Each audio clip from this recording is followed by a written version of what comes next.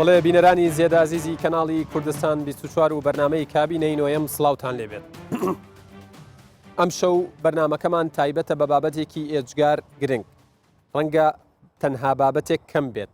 کۆمەڵە بابەتێک کۆمەڵە تەوەرێک ئەم شەو کە بەلای ئێوەی هاوڵاتیەوە گرنگە و چاوەڕێیەکەن لە کابینەی نۆیەمی حکوومەتی هەرێمی کوردستان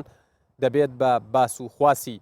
تەوەری ئەم شەوی کابینەی نۆیەم و لەگەڵ میوانەکانم شەن و کەویان دەکەین. بابەتی چاکسازی، دژایەتیکردنی گەندەڵی، نەهێشتنی ڕۆتین، ڕێخستنەوەی کەرتی وەزیفەی گشتی، ئەوەی پێشووتر لە پەرلەمانی کوردستان لە کابینەی هەشتەم گفتوگۆی لەبارەوە کرا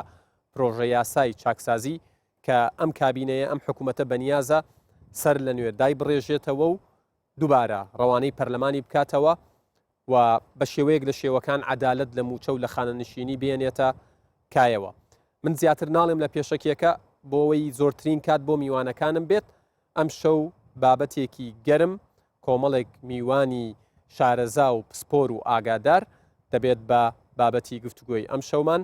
لە شاری هەولێر و لەگەڵ میوانەکانیشم لە شاری سلێمانی. سەرەتای بەرنامەکەمان بە ئینفۆگرافیکێک دەست پێەکەین و دێنەوە قسمەتەوە. کارنامەی کابینەی نۆیەمی حکوومەتی هەرێمی کوردستان لە بەرواری دەی حەوتی 2019 هاوکات لەگەڵ پرۆسەی سوێن خواردنی سەرۆکی حکوومەتی هەرێمی کوردستان مەسرۆر بارزانی هێڵە گشتیەکان خرایە ڕوو. لە کارنامەکەدا بە چەند هێڵێکی جیاواز کارنامەی کابینەی نۆیەمی حکوومەتی هەرێمی کوردستان بۆ 4 ساڵی ئایندە باس کراوە. بابەتی چاکسازی و ڕوبەڕووبوونەوەی گەندەڵی و دامەزراندنی ئەنجوومەنی ڕاژە لە کارنامەی حکوومەتی هەرێمی کوردستان بەڕوونی ئاماژەی پێکراوە. لە کابینەی هەشتدا پرۆژە یاسای چاکسازی لەلایەن حکوومەتەوە نێردرا بۆ پەرلەمانی کوردستان، بەڵام پرۆژە یاساکە لە پەرلەمانی کوردستان نەهێڵرا لەدایک ببێت.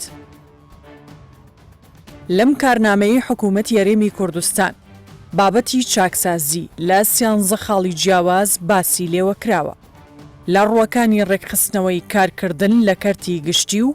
گرتنەبەری ڕێکاری یاسایی لە بەرامبەر سەرپێچیەکانی ئەم کەرتە، هەروەها جەختیش لە ئامادەکردنەوەی پرۆژە یاسای چاکسازی و ناردنی بۆ پەرلەمان بە فۆرمێکی تازە و گونجاو کراوەتەوە. لە خاڵێکی دیکەیدا هاتووە کە نابێ بەرپرسان کاری بازرگانی و باڵندەرایەتی و وەبەرهێنان بکەن و پێگەی حکومی خۆیان بۆ بازرگانی و دەوڵەمەندبوون بەکاربێنن. کابینەی نۆیەمی حکوومەتی هەرێمی کوردستان جەختی لە ڕوبەڕووبوونەوەی هەموو جۆرە گەندەڵیەکی دارایی و کارگێڕی کردوتەوە. ڕێگری لە بەهەدەردانی سامانی گشتی و زێدەڕۆیەکانی سەر موڵک و مۆمتەلەکاتی هەرێم دەکرێت. ئەمەش لە ڕێگەی کاراکردن و پشتیوانیکردنی دامەزراوە فەرمی و یاساییەکانی هەرێمی کوردستان بە تایبەتی پەرلەمان و دیوانی چاودێری دارایی و دەستەی نەزاهە و داواکاری گشتیەوە دەبێت. بە شێوەیەکی گشتی لە بواری چاکسازیدا کابینەی نۆیەمی حکوومەتی هەرێمی کوردستان هەوڵ دەدات بۆ کارکردن لەبارەی ڕێکخستنەوەی زۆر لایەنی جیاواز کە لە بەرامبەردا هاوڵاتیان سوودمەندی سەرەکی دەبن، ئەوانیش بریتین لە ڕێکخستنەوەی ناردنە دەرەوە و گەشتکردن بە مەبەستی کۆنفرانس، بەستنی کۆنگرەی زانستی بەپێی پێویستی دەبێت، نەهێشتنی ڕۆتین و هەروەها خێراکردن و ڕاپەڕاندنی ئیش و کاری هاوڵاتیان و ڕێزگرتن لێیان لە دام و دەستگا فەرمیەکاندا، چەسپاندنی شەفافیت لە گشت بوارە داراییەکانی هەرێمدا، بە تایبەت لە بواری داهاتە نەوتیەکانی هەرێم و داهاتە ناوخۆییەکان، چاکسازی لە کەرتی تەندروستی و دەرمان و خۆراک، چاکسازی لە سیستەمی باج دەکرێت و دەبێت دادپەروەری لە وەرگرتنی باج جێگیر ببێت، ڕێگەگرتن لە قۆرەخکاری، پشتیوانیکردن لە کاری چاودێری پەرلەمانی، کاراکردنی سندوقی خانەنشینی بە پێی یاسای پەیوەندیدار لە هەرێم، پێداچوونەوە بە میکانیزمی ڕێکخستن و یەکخستنی هێزی پێشمەرگەی کوردستان و هێزەکانی ئاسایشی ناوخۆ دەکرێت و هەوڵ دەدرێت بە ئاوکاری پسپۆڕانی ناوخۆی و دەرەکی ئەم هێزانە لە ستانداردە سەربازیەکان نزیک بکرێنەوە. کار دەکرێت بۆ سەروەرکردنی یاسا و ڕێزگرتن لە سربەخۆیی دەسەڵاتی دادوەری و نابێ لە کوردستاندا کەس لە سەروی یاساوە بێت. بەڵێ ئەزیزان ئەوە ئینفۆگرافیکێک بوو بۆ دەمەزەرکردنەوەی ئەو خاڵانەی دوێنێ لە کارنامەی جەنابی سەرۆک وەزیران خرایە ڕوو بۆ کابینەی نۆیەم. ئێمە ئەم شەو لێرە لە ستۆدیۆی ناوەند 3 میوانمان هەیە و لە شاری سلێمانیش 2 میوانی ئەزیز و بەڕێز. لە دەستەڕاستی من هەرێک لا بەڕێزان کاک عەلی حەمە ساڵح سەرۆکی فراکسیۆنی بزووتنەوەی گۆڕان لە پەرلەمانی کوردستان حزوریە زۆر بەخێر بێن. هەروەها کاک رێباز بێرکۆتی سەرۆکی فراکسیۆنی یەکێتی نیشتیمانی کوردستان لە ئەنجوومەنی پارێزگای هەولێر ئێوەش زۆر بەخێر بێن. هەروەها دکتۆر فرسەت سۆفی ئەندامی خولی پێشووی پەرلەمانی کوردستان ئێوەش بەخێر بێن سەر و سەرچاوم. لە سلێمانی شەرێک لە بەڕێزان د.شێرکۆ جەودەت سەرۆکی فراکسیۆنی یەکگرتووی ئیسلامی کوردستان لە پارلەمانی کوردستان ئێوە بەخێر بێن سەرچاوم ماندوونە بن دکتۆر. هەروەها جەنابی حاکم ئەحمەد ئەنوەر سەرۆکی دەستەی دەستپاکی لە حکوومەتی هەرێمی کوردستان ئێوەش بەخێر بێن سەر و سەرچاوەکانم. کاک عەلی گەر لە جەنابتانەوە وردە دەست بە بەرنامەکە بکەین و لەبەرەوەی بابەتەکە تا ڕادەیەکی باش پێشەکی ناوێت یەکسرە چینە ناو باسەکەەوە. یەکێک لەو خاڵانەی ئێوە لەگەڵ هاوڕێکانتان ئێستا توانتان لێرن کاک رێبازش لە مەجای ئیشی خۆیانە کاریان کردو پرۆژەیان هەبوو بۆ ڕێخستنەوەی کەرتی وەزیفەی گشتی و ئەم بابەتانە. چاکسازی ینی هەستەکەی هەر لەگەڵ دەستپێکی کارنامەکە هێڵە گشتیەکان لە چەند سەربابەتێکدا پۆلێن کراون بەم شێوەی خوارەوە لە ئاستی چاکسازیدا یەکسەر بەوە دەست پێەکرێت. بۆچی یەکسەر بەوە دەستی پێکرد و چاکسازی تا چەندە ممکنە لە هەرێمی کوردستان؟ سوپاسانەکەم بە ناوی خی گەورە دیارە ئێمە هەر لە مفاوەزات و دانووسانەکانیشا زۆر بەڕوونی باسی ئەم مەترسیانەی گەندەڵیمان کرد و باش لە بەرنامەی کاریشا وەکو بەشی یەکەم یاخود بەشی سەرەکی یاخود قسەی سەرەکی قسە لەسەر بوونی گەندەڵی کراوە و کاتێک قسە لەسەر چاکسازیەکەی کەواتە گەندەڵی هەیە بۆ ئەوەی هەر کێشەیەکیش چارەسەرکەی سەرەتا دانپیانانان بەبوونی کێشەکە ئەمە زۆر گرنگکە. باش و ئێمە تقریبان لە ضمنی ئیشەکانمانە پۆلێنی ئەوەمان کردووە و لە کارنامەکەشا هەیە ئەگەر بەشتری کەم و ڕوونتر چۆن چاکسازیەکان بکرێت چاکسازی سەرتا بێت لە مەساریفا بکرێ باشە کە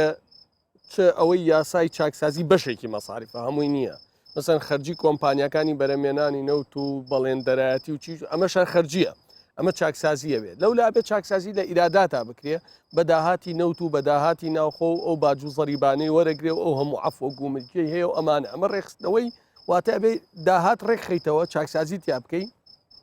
لە تەنیشتی ئەمەشا خەرجی چاکسازی تیا بکەی وە لەسەروی هەمویانەوە کە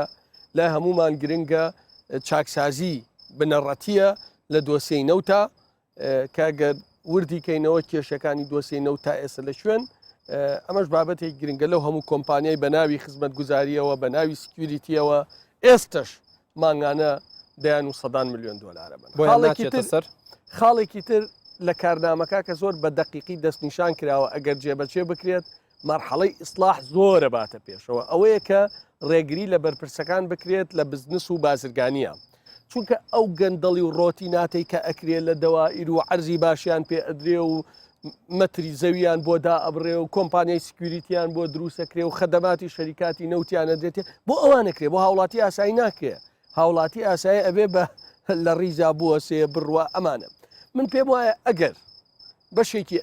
باشی ئەم بەرنامە جێبەجێ بکرێ هەرێمی کوردستان قۆناغێکی زۆر گەورەیە چێتە پێشەوە و پێچەوانەکەشی ڕاستە. ئەم جارە هەمومان قسەمان کردووە وتومانە بۆ ئیسلاحەتی نەم حکومەتەوە بۆ ئیسلاحم حکومەتە دروستەکەین بە قسەی شارەزایان و پسپۆڕانە باشین بەرنامەی کارە لە نەوەیەکەوە بڵێ باشە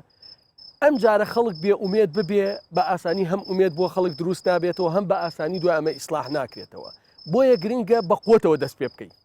بەقوتەوە دەست پێ بکەی لە زووترین کاتە یاسای چاکسازی بڕوارە بینە پەرلەمان سندوقی داهاتی نەوت دروستەکەین مانگانە کە ئەمە ڕەنگە بەرپرسیارەتەکەی پێش هەموو کەسێ من بە وەزیری دارایی بڵێم کەیسە وەزیر دارایی حکومەتە بەڕاستی نامێ بڵێم گۆڕان ئەبێ وا مامەڵەکەین ئەبێ ماگانە ڕوونی کاتەوە ئەمەندە پارە لە بەغدا هات ئەمەندە داهاتی نەوت هاتە سرم ئەمەندە داهاتی ناوخۆ ئەمە دامی هاوپەیمانان لە تەنیشتیشیەوە حەقلێکی تر ئەمەش موچەی وەزارەتەکان ئەمە مەسارف وردە وردەیتر ئەبێ خەڵک متمانەیە بێ کاکە ئەو پارەی لە بەغداوەیەت کراوەتە موچە ئەوە بێ و ئیتر ئیسلاحکەی خاڵێکی تر کە زۆر گرنگە لە دنیای نوێ ئێمە بە دوواداچوونمان کردووەوە خەڵکی پسپۆڕی کوردی باشیش لە دەرەوە ئەهێنرێتەوە ئیستیفادەی لێکرێ ئەوەیە دڵنیا بە حکومڕانی بکرێ بە ئەلکترۆنی سیستەمی بانکی دروستکرێ ئۆتۆماتیکی لە ساپەنجای گەندەڵی کەمە بێتەوە یعنی ئەمە قسەیەکی ستاندەرمەوەلات نەک قسەی من بەڵێ قسەی خەڵکی بابەتی زۆر گرنگت باس کرد یەک هەوڵە دەین لە سەریان بۆستین بزان چۆن ئەمە ئەکرێ سوپاس دەکەم کاگالی کاکە ڕێباز کارنامەی ئەم حکوومەتە وەکو ئاماژەی پێدرا کارنامەی پارتی دیموکراتی کوردستانی کارنامەی پارتە بەشداربووەکانی حکوومەتی هەرێمی کوردستانە لە کابینەی نۆیەم چەند گرنگە تەواوی پارتە سیاسیەکان بەم نەفەسەوە قسە بکەن هەر لێرەوە بۆ نمونە کاک عەلی وتی ئیتر نابێ من بڵێم وەزیری دارایی گۆڕان ئەبێ بڵێم وەزیرێک کە لە وەزیرە لە حکوومەتی هەرێمی کوردستان و ئیشی خزمەتکردنی خەڵکە لە خانەقینەوە تازاخۆ بەناوی خوای گەورە مهرەبان سەرەتا من پیرۆزبایەکی گەرم لە خەڵکی کوردستانەکەم دوای چاوەڕوانیەکی زۆر بە هیمەتی هەموو لایەک بە تایبەتی وەفتی دانووسانکار تەحملێکی زۆریان کرد بەڵام دەرەنجامێکی باشی هەبوو سەبارەت بە پرسیارەکە ئێمە ئەگەر چارچێوەکی گشتی سەیریکەین بە شێوازێکی گشتی سیرکەن ئەم قۆناغانەی ئێمە بڕیومانە لە هەرێمی کوردستانە لە دوای ڕاپەڕینە لە یەکەم هەڵبژاردننی تەجروبەی دیموکراسی لە هەرێمی کوردستان و بە دەساتنی پەرلەمان و حکوومەتی هەرێمی کوردستان بە 2 تا 3 قۆناغی ناخۆشدا ڕەتبووینە قۆناغی توانبرێم یەکتر قبولکردن و 50-50 دوای قۆناغی شەڕی ناوخۆ دوای جارێکتر قۆناغی یەکتر قبولکردنەوە و پرۆسەی ئاشتی لە هەرێمی کوردستانە کە ئەمە ئاواتی هەموو خەڵک بووە گەلی کوردمان قوربانی زۆری لە پێناوی داوە ئەم حکوومەتەی ئێستا کە خەڵک وەکو کاکالیش باسی کرد ئومێدێکی زۆری پێیە و ئەگەر لەم پرۆسەیە هەنگاوی باش نینە پێشەوە ڕەنگە خەڵک زیاتر بێ ئومێد و بێ تااقەتتر بی لەوەی کە لە ڕابردوو زۆر جار قسە کراوە ئێمە مشکلەمان لە تەشریع نییە لە یاسادانان نییە بەڵکو زیاتر مشکلەمان لە تەنفیز و لە جێبەجێکردنە خاڵی جەوهەری ئەوەیە ئێمە حزبە سیاسیەکانی هەرێمی کوردستانی بەشداربووی ناو حکوومەتی کابینەی نۆیەم وەک چۆن هەموو لایەک پرۆژەی پێشکەش کردووە بەرنمەیەکی کاری مشتەرەکی لێ دەرچووە ئەبێ نابێ وەک ڕابردووی حکوومەتی ڕابردوو پێیەکت معارەزە بێ و پێیەکت حکوومەتداری بێ دەبێ بە سەراحەتەن پشتیوانی لەم حکوومەت بابەتێک بوو زۆر باسەکرا ئەوترات ینی حکوومەت ئەوانەشی لە ناو حکوومەتن تا ڕادەیەکی باش لە دەرەوەی حکوومەت پاڵپشتیم حکوومەتە ناکەنجامەیەکێک لە هەرە گرفتەکان ئەم جارە ئەبێ برادەران زۆر بە ڕاشکاوی و بە قەنەعەتەوە لەگەر یەکترا ڕاستگۆ و سەرڕاست بن پشتیوانی لە کابینەکە بکەن لە ناوە و لە دەرەوە وەکو تیمێکی یەکگرتووی ئەگەر ئێمە سیرکەین بە فەریقێکی تۆپانەی بشپێنین وەکو یاری گۆڵگۆڵێن سەیریکەی ئەگە هەر لاعیبێک بە کەیفی خۆی شتێک بکاو کەتنێک بکاو ئاوای لێدێ حەکەمەکە هەردەم سافیڕەیەک و کارتێکی ئینزار و زەرد و سەوز و سۆری بەدەستەوە ئەیانوەستێنێ و لە نەتیجەشدا نەتیجەکە بە یاریەکی دۆڕاو دەرەچی نەک بە یاریەکی سەرکەوتوو بۆیە حکوومەتی هەرێم ئەبێ حزبە سیاسیەکان بە تەواوی پشتیوانی بکەن و لەسەر بەرەوەی ئەو خاڵانەی ویستویانە لە ناو کارنامەکە جێگە کراوەتەوە کەواتە ئەبێت تۆ پشتیوانی جددی بکەیت و بیتە پێشەوە و چەند خاڵێکی تریش هەیە لە ناویە یەکەم ئێمە دەرس لە هەڵەکانی ڕابردوو وەرگرین نەخوێندنەوەی واقعی سیاسی ئابووری استراتیژی هەرێمی کوردستان لە پەیوەندی ئیقلیمیەکانی تا نێودەوڵەتیەکانی تا ناوخۆیی لە هەڵومەرجی ئابووریە سیرکەین سەیری ئەمڕۆی هەرێمی کوردستان کەین کە نقطەیەکی گرنگە لەسەر تاقەی عالەمی و لەسەر ئەنێرژیا ئەبینی ئەوەی کاکەلیش باسی کرد کە خەڵک گرفتێکی زۆری لەگەر مەسەلەی شەفافی نەفت هەیە بۆیە پرۆسی چاکسازیەکە ئەبێ ئیرادەش هەبێ لە ناو چاکسازیەکە من دوای ئەو خاڵانەی کە باسم کرد کە گرنگن ئێمە بەم وحدە ئیرادەیە بەم وحدە فکریە و بەم وحدە کارجێڕی هەمومان بە هەموو جیهەتە سیاسیەکانە پشتیوانی لە حکوومەتەکە بکەن قۆناغ بە خۆناغ دەرەنجامێکی باشی هەبێ سەریخن ئەمەش بە ڕاستیەکەی خەڵی دووەمی ئەوەیە دەرسوەرگرتن لە هەڵەکانی ڕابردووچیە لە ئەنجامی دوو ئیدارەی لە ئەنجامی شەڕی ناوخۆ لە ئەنجامی یەکتر قبول نەکردن لە ڕووی سیاسیەوە باری ئەم حکومەتە زۆر گران بووە بەڕاستیەگە تۆ سەیریکەی لە بواری ئەتوانم برێم هێزی مرۆییە کە خەڵکێکی زۆری کردووە بە موچەخۆر لە بواری ئابووریە لە بواری مەسروفات و بەهەدەردانە لە بواری قۆڕخکاری و داگیرکردنی مڵکی گشتیە لە زۆر شتا بەڕای من لە هەندێک نقطەی حساسە ئەم حکوومەتەی ئێمە نابێ برێ عەفەڵڵاه و عەما سەلەف هەندێک مڵکی گشتی هەیە ئەبێ هەوڵ ئەگەر مەجالی تێدا بیژێڕیتەوە هەندێکی ئەگەر مەجالی تێدا نییە ئەمە نەوعێکی ترە بۆیە ئەگەر خاڵی تری کە باسیەکەم دوای ئیرادا دوای وحدەی من ئەو خاڵانەی ئاماژەت پێدا زۆر گرنگ بوون ینی هەر لە ئەو هەم موچەخۆرە چی لێ بکرێت کار نەکرێت بە وتێ یاخود بەو فەلسەفەی عەفەڵڵاه و عەما سەلەف بێمەوە خزمەت بەس شتێکی کۆتایی مایە بە کورتی ئەوەی ئەرێم کە ئێمە ئەم ئیرادەیە هەبوو دەرس لە ڕابردوو وەرگیرا بە یەک تیمی کارکرا و ئەم خاڵە جەوهەریانەی کە هەموو لایەک ئێستا تاکیدی لەسەر دەکەنەوە لە پەرلەمانی کوردستانە من ئومێد دموایە بتوانین بچینە پێشەوە ئەم قۆناغە تێپەڕێنی سپاستانەکەم دکتۆر فرسەت بابەت یەکەیە کە رێباز ئاماژەی پێدا ئیرادەیە بەعام ئەوانەشی تا ڕادەیەکی باش لە کابینەکانی پێشووتری حکوومەتی هەرێمی کوردستان ڕازی نەبوون ڕایان وایە و کاگالیش ئاماژەی پێدا کە ئەم کارنامەیە یەکێکە لە باشترین و بەهێزترین و تۆکمەترین و ڕێکوپێکترین و گشتگیرترین کارنامەکانی حکوومەتی هەرێمی کوردستان تا ڕۆژی ئەمڕۆمان قسەکە لەسەر ئیرادەیە ئیرادەی چاکسازی ئیرادەی پاکسازی ئیرادەی هەبوونی دەستێکی پۆڵاین بۆ دژایەتیکردنی گەندەڵ و گەندەڵی و گەندەڵکاران بوونی هەیە و کاری پێئەکرێ بەنای خوای گەورە و میهرەبان زۆر سپاس بۆ ئێوە خۆشحاڵم لەگەڵ ئەو برا بەڕێزانم لێرە و لە سلێمانیش وەسڵاویشیان لێبێت ئەسڵاویش بۆ بینەران ئەو تایتڵی ئەو بەرنامەی کە جەنابەت هەڵت بژاردووە و لە ناو کارنامەکەش کە پێم وایە زۆرترین مەساحەی پێدراوە هۆکارەکەی ئەوەیە کە ئێستا لە ڕیزی هەرە پێشەوەی لە ئەولەویاتی خەڵک پێش هەموو شتێک ئەوەیە کە ئەم وڵاتە ضرورەتێک هەیە کە ئەویش ئەوەی دەبێت چاکسازی بکرێ و هەنگاوەکانی مکافحەی فەساد لە وڵاتە خێرا بکرێن بۆ ئەوەی ئەم بابەتە نەبێتە دیاردا و تەشەنە نەکات نەگەینە قۆناغێک خوانە خواستا لەدەست هەمومان دەربچێت من پێم وایە ئێستا لەبەرەوەی ئەولەویەتی خەڵکاوە لە بەرنامەی ئینتخابی هەموو هێزە سیاسیەکانیش کە بەشداری ئەم ئینتخاباتیان کرد و کورسیان هێنە لە پەرلەمانەوە بۆ کە ئێمە جیایەتی گەندەڵیەکەین و چاکسازی دەکەین و ئێستاش بەشێکی سەرەکی لەو هێزە سیاسیانە ئێستا لە ناو کابینەن و بەشدارن و لە ئەنجامی ئەو ئیتفاقە سیاسیانش کە لە نێوان پارتی و گۆڕان و پارتی و یەکێتیش کرا خاڵێکی ئەساسی بریتی بووە لە ئەنجامدانی چاکسازی و مکافحەی فەساد و ئەوەش بۆ هۆی ئەوەی کە ببێتە یەکەم خاڵ لە هێڵە گشتەکانی کارنامەی کابینەی نۆیەمی حکوومەتی هەرێمی کوردستان واتە وەکو ئیرادا وەکو خواست وەتە ئیرادەیەکی گشتی هێزە سیاسیەکان و ئیرادەیەکی جەماوەریش و ئەوەش کە جێگای دڵخۆشیە لەم سێزدە خاڵەی کە لە سەر ئاستی چاکسازی هاتوونەوەیە تەنها قسە نەکراوە بەڵکو لە زۆربەی لەو خاڵانەی کە ئاماژەیان پێدراوە میکانیزمیش دانراوە بۆ نمونە کە دەڵێت چاکسازی لە کەرتی دەرمان و تەندروستی دەکەین دەڵێ لە ڕێگای دروستکردنی موسسەیەکی دەرمان و خۆراک سەر بە ئەنجوومەنی وەزیران بۆ ئەوەی ئەم موسسەیە بە قانونێکە لە پەرلەمان دەرەچێت لە مەودووە چۆنیەتی ڕێگەگرتن لە دەرمانی قاچاق چاکسازیکردن لە دەرمان ڕێگەگرتن لە شەریکاتی ئەتوانی ئەوەش چارەسەر بکە کە چەندین کەس وەکو دەوڵەمەندی هەڵتۆقی و بەهۆی بازرگانی و بە قاچاقبردننی دەرمانەوە بەهۆی ئەو بابەتانەوە میکانیزمەیدانەوە ئەو موسسەیە دەبێ بێت هەموو ئەم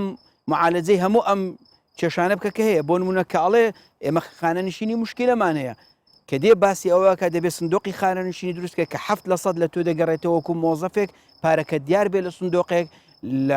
لە زۆر شوێن ئیسtisماری پێکرێ ئەو پارە زیادە بێ و خانەنشینان وەکو جاری ڕابردویان لە نایە کە مەعاش نەما ئیتری ئەوان 8 مانگ هەر لە دوای موچەخۆری ئەتیادیشەوە بوون کە دێ باسی ئەوە دەکات ئێمە چاکسازی لە کەرتی وەزیفەی کەرتی وەزیفەی گشتی دەکەین باسی ئەوەی کردو چۆن دەیکرێت لە ڕێگای دەرچواندنی قانون چاکسازی لە ڕێگای دروستکردنی ئەمانە وەکو میسالن یعنی جگەلەوەی کە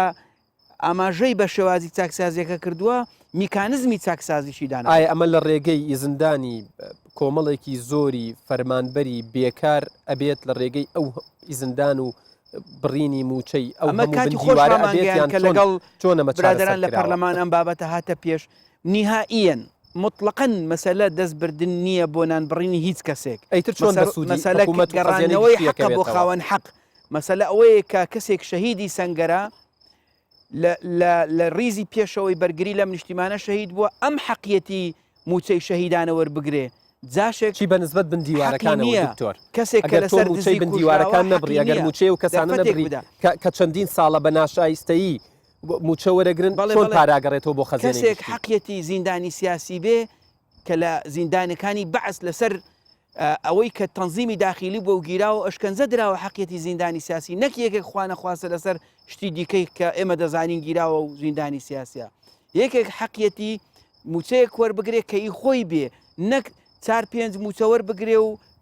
یەکێک حەقیەتی کە حیمایەی مەسئولێک بێ کە فعلەن حەقیە بێ نەک مەسئولەکەش لە ژیان نابێ لە ژیان نابێ بۆیە ئەمە مەعنای ئەوە نییە دەستبراوە بۆ نان بڕینی هیچ کەسێک نە کەسێک کە لە ژیان بێ و لە بەرامبەر وەرگرتنی ئەو موچەیە خزمەتێک پێشکەشی ئەم وڵاتە بکە دەبێ تەرفیعی هەبێ علاوەی هەبێ خزمەتی خۆی بکە بۆیە بەڕاستی نهائیەن تەنانەت ئەوەش کە ئێستا لە خاڵی یەکەمی هاتووە دەڵێ چاکسازیکردن لە کەرتی وەزیفەی گشتی و ناردنەوەی قانونەکە بۆ پەرلەمان بە فۆرمێکی نوێ مەبەستی ئەوە نییە نانی خەڵک ببڕێ نهائیەن مەبەستی ئەوەیە چاکسازی تێدا بکە ئەوانەی بەبێ بەرامبەر موچە وەرەگرن لەسەر حسابی ئەم میلەتە ئەم موچە بەلاشە وەرنەگرن کەسێک بۆ دەبێت 4 موچە وەربگرێ و گەنجێکیش خەریکی کولی هیچ وەرنەگرێ دەبێت لە گیرفانی نەبێت سوپاس دەکەم دکتۆر ئەچین بە گوێمان لە هاوڕێیانی سلێمانیش بێت بە یارمەتی ئێوە دکتۆر شێرکۆ مەبەستمە بزانم ئەگەر کابینەی نۆیەمی حکوومەتی هەرێمی کوردستان دەست بە چاکسازی بکات دەبێت لەکوێوە دەست پێ بکات و چۆن ئاستەنگەکانی بەردەمی ڕاماڵێت و تیان پەڕێنێت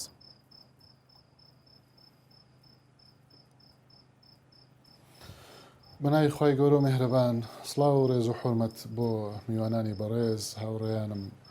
کەسانی خۆشەویستن کە خزمەتیان کردووە و معاناتیان هەبووە بەدەست چاکسازیەوە دەستخۆشی بۆ ئەم بەرنمەیە من سەرەتا چەند پێشنیارێک ئەەکەم دوایی پرۆژەیەک تەرحەکەم لەم بەرنمەیە جەنابتە کە پرۆژەیەکی استراتیژی نیشتیمانیە بۆ چاکسازی باش کە پێم وایە ئەگەر ئەوە بتوانین تحقیقی بکەین ئەچینە قۆناغێکی تر لە هەرێمی کوردستانە پشت بەخوا سەرەتا ئەبێ هەمومان قەناعەتمان بێتە سەر ئەوەی کە چاکسازی زانستە یعنی چاکسازی تەنها ڕغبەتێک نییە کەسێک حەز بکە چاکسازی بکە ئیتر بتوانێت چاکسازی بکە وەکو عملیاتی جراحی وایە کاتێک کە نەشتەرگەری هەموو کەسێ ئەزانێ نەشتەرگەری بۆ عیلاجە بەڵام چەند کەس ئەتوانێ نەشتەرگەریەکە بکە ئەوەی کە ئەمەوێ بێڵێم ئەوەیە کە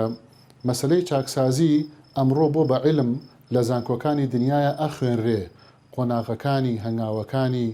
چۆنێتی ئەنجامدانی چاکسازی و ئەولەویاتی چاکسازی بۆ نمونە ئێستا ئێمە لەم بەرنمەیەوە من ئەمەوێ پێشنیاری ئەوە بکەم کە چاکسازی استراتیژیەکانی هەرێمی کوردستان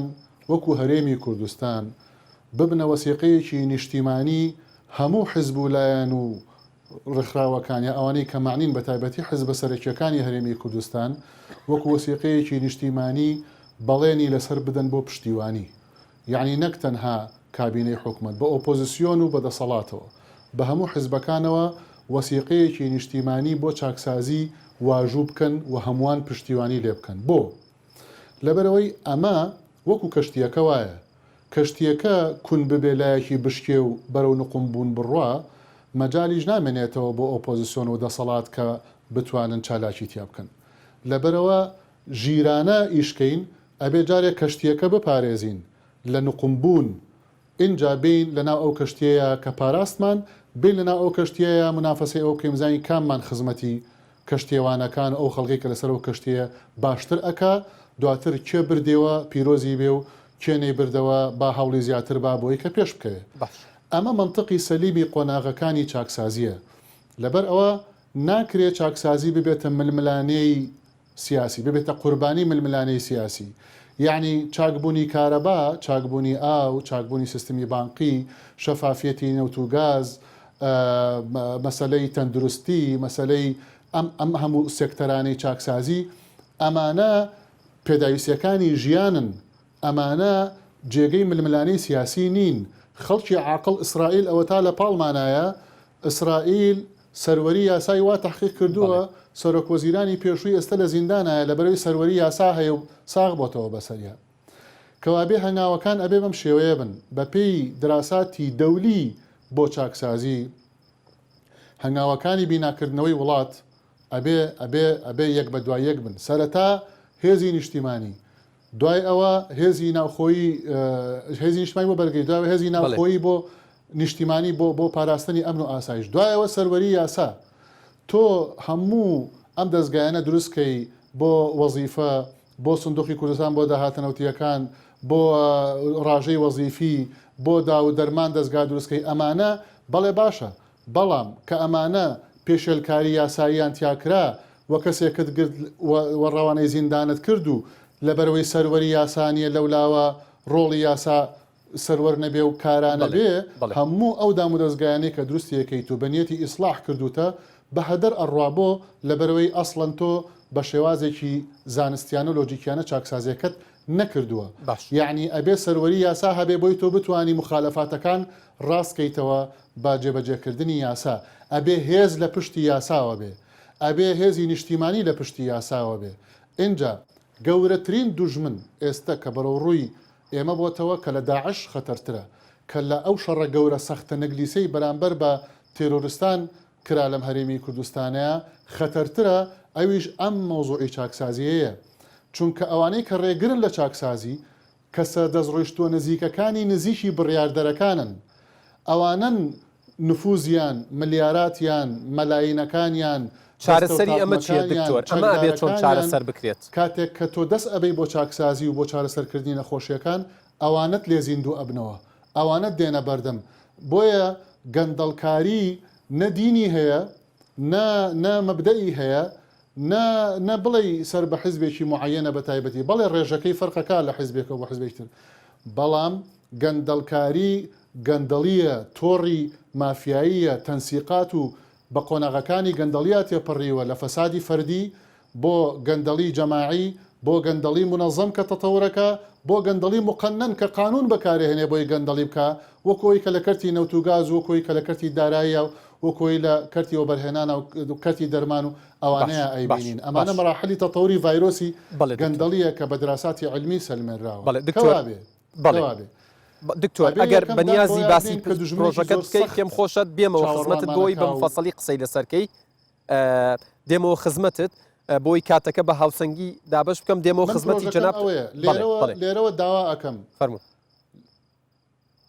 باشە پرۆژەکەم ئەوەیە لێرەوە داوا لە هەموو لایەنە سیاسەکان ئەەکەم لە هەرێمی کوردستان وەسیقەی نیشتیمانی بۆ چاکسازی واژوو بکەن بە ئۆپۆزیسیۆن و بەدەسەڵاتەوە و هەمووان چاکسازی استراتیجیەکان پشتیوانی لێ بکەن بۆ ئەوەی کە کەشتیەکە پارێزراوە بێ دواتر بتوانین ململانەی تیا بکەین بۆ خزمەت لە نێوان ئۆپۆزیسیۆن و لە نێوان دەسەڵات سپاسانەکەم دێمەوە خزمەتان کاک حاکم من ناوبڕێکی کورت وەرەگرم و یەکسەر دێمەوە خزمەتی جەنابتان بە مەبەست ویستم ئەخیر کەس بێمە لای ئێوە چونکە ئێوە لە دەستەی نەزاها ئەرکتان زۆر زۆر قورستر دەبێت و ڕای ئێوەش وەرەگرم بینەرانی ئەزیز یەک ناوبڕی کورت و بەردەوام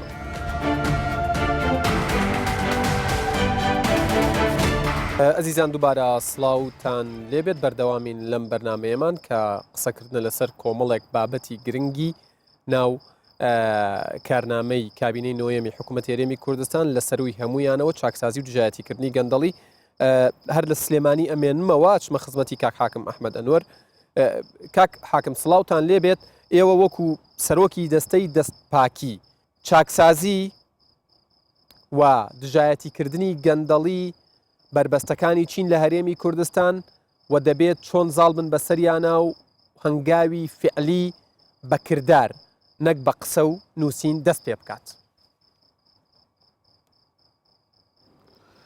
بەڵێ زۆر سپاس کاگیادگار ڕێزە بۆ میوانە بە ڕێزەکانتان هەیە و پیرۆزبایش لە کابینەی تازە حکوومەت یاریمی کوردستان دەکەم کەوا هیوای سەرکەوتنیان بۆ دەخوازم لەو ئەرکە قورسانەی کە چاوەڕێیان دەکا. پرۆستەی چاکسازی لە هەر وڵاتێکە کۆمەڵێک بنەمای هەیە کە بەتەکید بنەماکانی لەسەر یەکەم بنەمای پرۆسی چاکسازی سەروەری یاسایە و لێپرسینەوەی و دوایی شەفافیەتە واتە خودی پرۆسی چاکسازیش ئەگەر ئەس ئەو بنەمانە بەڕێوە نەچێ هەر چەندە ئەوانەی کە پێی هەڵدەستن بە نیاز باشی شۆ بیکەن دەکرێت ئەو پرۆسەش خوا نەخواستە بەلا ڕێدا بدرێت یاخود ئامانجەکانی نەپێچێت. پرۆسەی دژایەتی چاکسازی چەترێکی گەورە و فەرفراوانە یەکێ لە ڕکنەکانی چاکسازی دژایەتی گەندەڵیە ئەوەی کە هەمومان لەسەری کۆچین واتە مەسمان هەموو لایەنە سیاسیەکان و میدیا و کاری ئەوەی بەڕێز و خەڵکی کوردستان کە کوردستان بەدەست گەندەڵی دەناڵێنێ و بەداخیشەوە کوردستان تا ئێستا بەشێکە لە دەوڵەتی عێراق لە ڕیزە پێشەوەکانی گەندەڵیە لە هەڵسەنگاندنەکانی ساڵانەی ڕێکخراوی شەفافەتی نێودەوڵەتی. لەبەرەوە بەتەکید خاڵی گرنگ و ئەساسی لەو بۆنێ بەتەکیدەوە بەرنمەیەکی زۆر ڕێکپێک و گشتگیرەوە بەرنمەیەکە بەتەکی زۆر جێگای ئومێدەوە ئومێدبەخشە و زۆریش بە سڕی و بە جوانی تەرکز کراوەتە سەر چاکسازی و ئێمەش بە یەک دوو پێشنیارێک بەشداریمان کردووە بە سوپاسەوە پێشنیارەکان ئێمەش لە بەرنمەکە جێکراوەتەوە دەمێنێتەوە خاڵی ئەساسی بەڕاستی یەکگرتووی و ئیرادەی بەهێزی لایەنە سیاسەکانی بەشداربووی لە حکوومەتە ئەوە خاڵێکی گرنگە یەکەم ئەبێ ئەو لایەنە یەکگرتوو بن چکە خۆ دەزانیستە سێزی سەرەکی لەگەڵ چەند هێزێکی بەڕێزیشمان هەیە کە بەشدار لە حکوومەتە ئەوانە عەلەقەل دوو اتفاقمان هەیە لە بینی دوو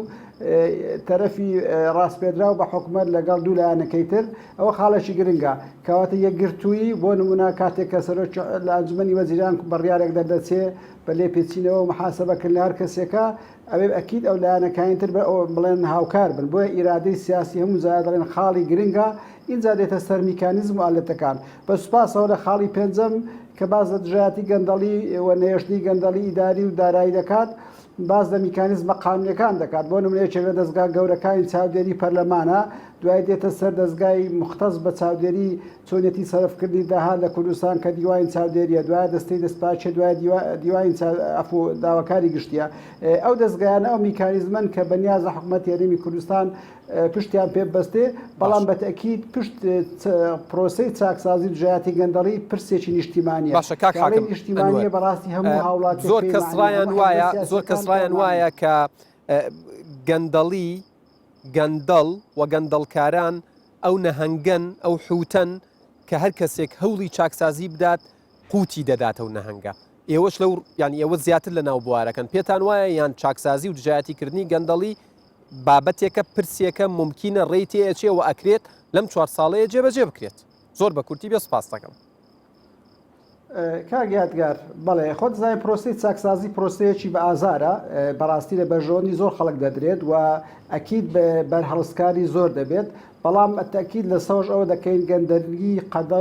قەدەر نییە دەتوانین لێ ڕزگار بین چەند وڵاتمانێ نزیکترین تەجروبەتەوە وڵاتی جۆرجیایە تەجروبەک ئێستاوە لە ئارادا وڵاتی کینیایە کە لە خلالی 6 تا 8 ساڵ هەندێکیان 9 ساڵیان خاندووە توانیوێنە بە ئەترافی شەفافی نێودەوڵەتی وڵاتەکانیان تا ڕادێشی زۆر پاککەنەوە بەڵام بە تاکید بەرهەڵستی زۆرە و پرۆسەکە ئاسان نابێ بۆیە وتمان یەکگرتووی و ئیرادەی سیاسی بەهێز خاڵێکی گرنگە دەبان لەگەڵ کۆمەڵێک میکانیزم و تر کە بەشێکی زۆری لە بەرنامەکە ڕوون کراوەتەوە بۆ ئەوەی بتوانین بەس هەنگاوی باش بنین و بەرەو چاکسازی و کەمکردنەوەی گەندەڵی لە کوردستان. سوپاس دەکەم دێمەوە خزمەتان کاک عەلی ینی هەستم کرد شتێک لە ناو قسەکانە دووبارە ئاکرێتەوە ئەوی شەوەیە لەگەڵ دەستپێکی پرۆسەی چاکسازی لە کابینەی نۆیەم بابەتێک دێتە پێشەوە ئەویش ئەوەیە ئەوانەی گەندەڵیان کردو ئەوانەی پاریان بە هەدەردا و ئەوانەی دەسەڵات و بڵین بوار و پۆستی خۆیانیان ینی بە خراپ بەکارێناوە بەرژەوەندەکانیان دەکەوێتە مەترسیەوە دەبێ ئەم حکوومەتە چی بکات و چۆن ڕوبەڕووی ئەم کەسانە بێتەوە کە هەوڵ ئەدەن چاکسازی نەبێ بە ئەمری واقع. بەڵێ دیارە کاک یادگار بن هەمیشە وتومە ڕەخنەگرتن ئاسانە زۆر ئاسانە تان لای ئەو بەرپرسانش گەندەڵن لایەن ئاسان بۆتەوە پێیان بڵێ گەندەڵ تەنانەت دەستەواشەکە زبرتر کە پێیان بڵێت دز بەڵام کاتی عملیەکەیەتە پێش زۆر قورسە تۆ بیرکەرەوە خەڵکەیە لەوانەیە چەندین زەوی مساتحی لەسەر تۆمار کرا تاپۆ کرابێ بە ناقانونی یەکێ بای 10 ملیۆن دلار یەکێ بای 20 ملیۆن دلار یەکێسی کاتێک کە تۆ ئەنجوومەنی وەزیان قرارێ دەرەکان مساتحە نابێت تەملیکرێەوە ئەوەی تەملیکرەوە هەڵەوەشێتەوە بێت ئەمە ئاسانە خەڵکێکە بێ وەزیر نەبوو بێ 10-15 ساڵە هەموو مانگێ بە ناقانونی 6 ملیۆن وەرەگرێ ئێستا پێی وایە یاسا بەسەریا جێبەجێکری ئەمە ئاسانە بەرپرس هەیە بە ناوی ئێستا کە من و تۆ گفتوگۆکەین بە کۆمپانیای سیکوریتی و بە کۆمپانیای خەدەمی لە کۆمپانیەکانی خزمەتگوزاری نەوت ئەمانە گەورەکانن مانگی وا هەیە 10 ملیۆن دلار بۆ 15 ملیۆن دلاری دەسەکەوێ کە حکوومەت بێ ئەمە نیشتیمانی کا و ڕێک بخرێ ئەمانە ئاسانن نەق قورسە بەڵام حلت نییە بێ ڕێگە بگریتە بەر ئەبێ ئەم ڕێگە بگریتە بەر و ئەبێ ئیسلاح کرێت چکە هەرێمی کوردستان ئەمانەی گەندەڵن بەرەبەرە گەورەیە بن بەرەبەرە قەڵەوە بن بەرەبەرە هێز پیاکەن لە شوێنێکە ئەبێ بیگریتەوە ئێستا ئەوانەی کە گەندەڵن کۆمپانیای گەورەیان هەیە شەریکەی سکوریتیان هەیە لەسەر حسابی حکومەت 200 300 400 فەوجی پاسەوانیان هەیە یعنی دەوڵەتێکە خۆی هەر خۆی دەوڵەتێکە جوگرافیای هەیە نفوسی هەیە هێزی هەیە اقتصادی هەیە شەریکەی سکوریتی هەیە هەمووشی لە ئەساسی گەن ئەمە ئاسان نییە یعنی ئێمە پێمان وا بێ کە ئەڵێن ئەبێ ئیسلاح بکرێ ئەمە ئاسانە ئەمە ئاسان نییە بەڵام ئەبێ ئیرادەیەکی هاوبەش دروستکەین ئەگەر قەرارمانداوە پێکەوە لەم هەریەمە بمێنینەوە ئەگەر قەرارمانداوە پێکەوە ژیانی خەڵک باشکەین یاسا سەروەر بێت من خاڵێک تر کە لە هەمووی زۆر گرنگێمە پێشووتریش لەگەڵ کاک دکتۆر فرسەت و برادرانی تریش باسمان کردووە دادگایەکی بەهێز لە حاکمی بەهێز لە دادوەری نەزیه بە پشتیوانی بەهێزەوە ئەبێ دروستکرێ بۆ ڕوبەڕووبوونەوەی فەساد چکە ئێمە معاناتمانەیە ئێمەمانە ینی کەیسی گەورەمان بردووە چۆن نەزانی ئاوە ئەمە ئاوا گەندەڵیەکە ڕوون بووە 10 ملیۆن دلار بووە لە ئەخیرا کەیسەکە لەسەر وەزیر بووە داخراوە ساغ بۆتەوە پاشان داخراوە نەنا ئەزین چۆنە نەک دادوەر هەر کە ڕۆژنامە نووسێکی بەویژدان هاوڵاتیەکی بەویژدان تحلیلی کا ئەوراقەکان زۆر بە عەلەنیە زانێ ئەمە ناحەقیە و ئەم وەزیرە و ئەمەی ماگانە 10 ملیۆن دلاریان بە گەندەڵی زیوە لە پارەی ئەم وڵاتە بەڵام ئەگەر قەرار دەین دادگایەکی بەهێز کەس بۆی نەبێ وەست دەستێوەردان کە حیمایی بەهێز ئەکرێ بڵێن ئەوەی دوێنێ لە قسەکانی ئاماژەی پێدا کاک مەسعود بارزانی وتی چاوپۆشی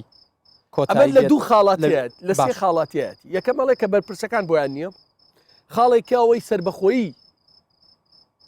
خاڵێکی سربەخۆیی دەسڵاتی دادوەری خاڵێکی تر ئەوەی کە بۆیان نییە بڵێم چاوپۆشی لە کەم و کورتی هیچ کەسێ ناکەین من پێم وایە بێ بە کۆمەڵێک هەنگاوی بەقوەتەم حکومەتە دەست پێ بکە ئەوانەی گەندەڵ و دزن ڕاستە هێزیانەیە بەڵام ترسنۆکیشن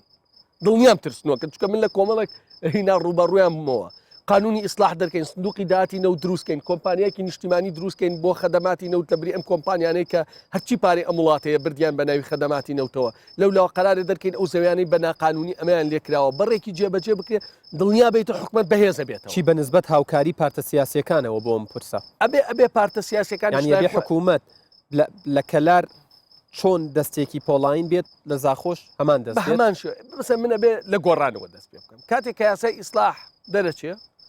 شمولی 100 کادر 200 کادر 300 کەسی گۆڕانەکە لە پاڵ مەسەن بۆ نمونە هەزارانی لایەنی تر نابێ بزووتنەوەی گۆڕان بێ زەخت لە وەزیری داراییکە لە جێگری حکومەت با ئەمانەی من نەگرێت نا با ئەمانەی من یەکەم جار بگرێتەوە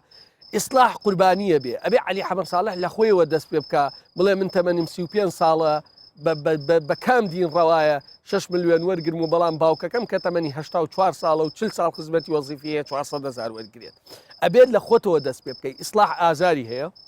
ئیسلاح دوژمنی هەیە بەڵام حەلمان نییە سپاسانەکەم کاک ڕێباز دیارە ئێوە پێشووتر پرۆژەیەکتان هەبووە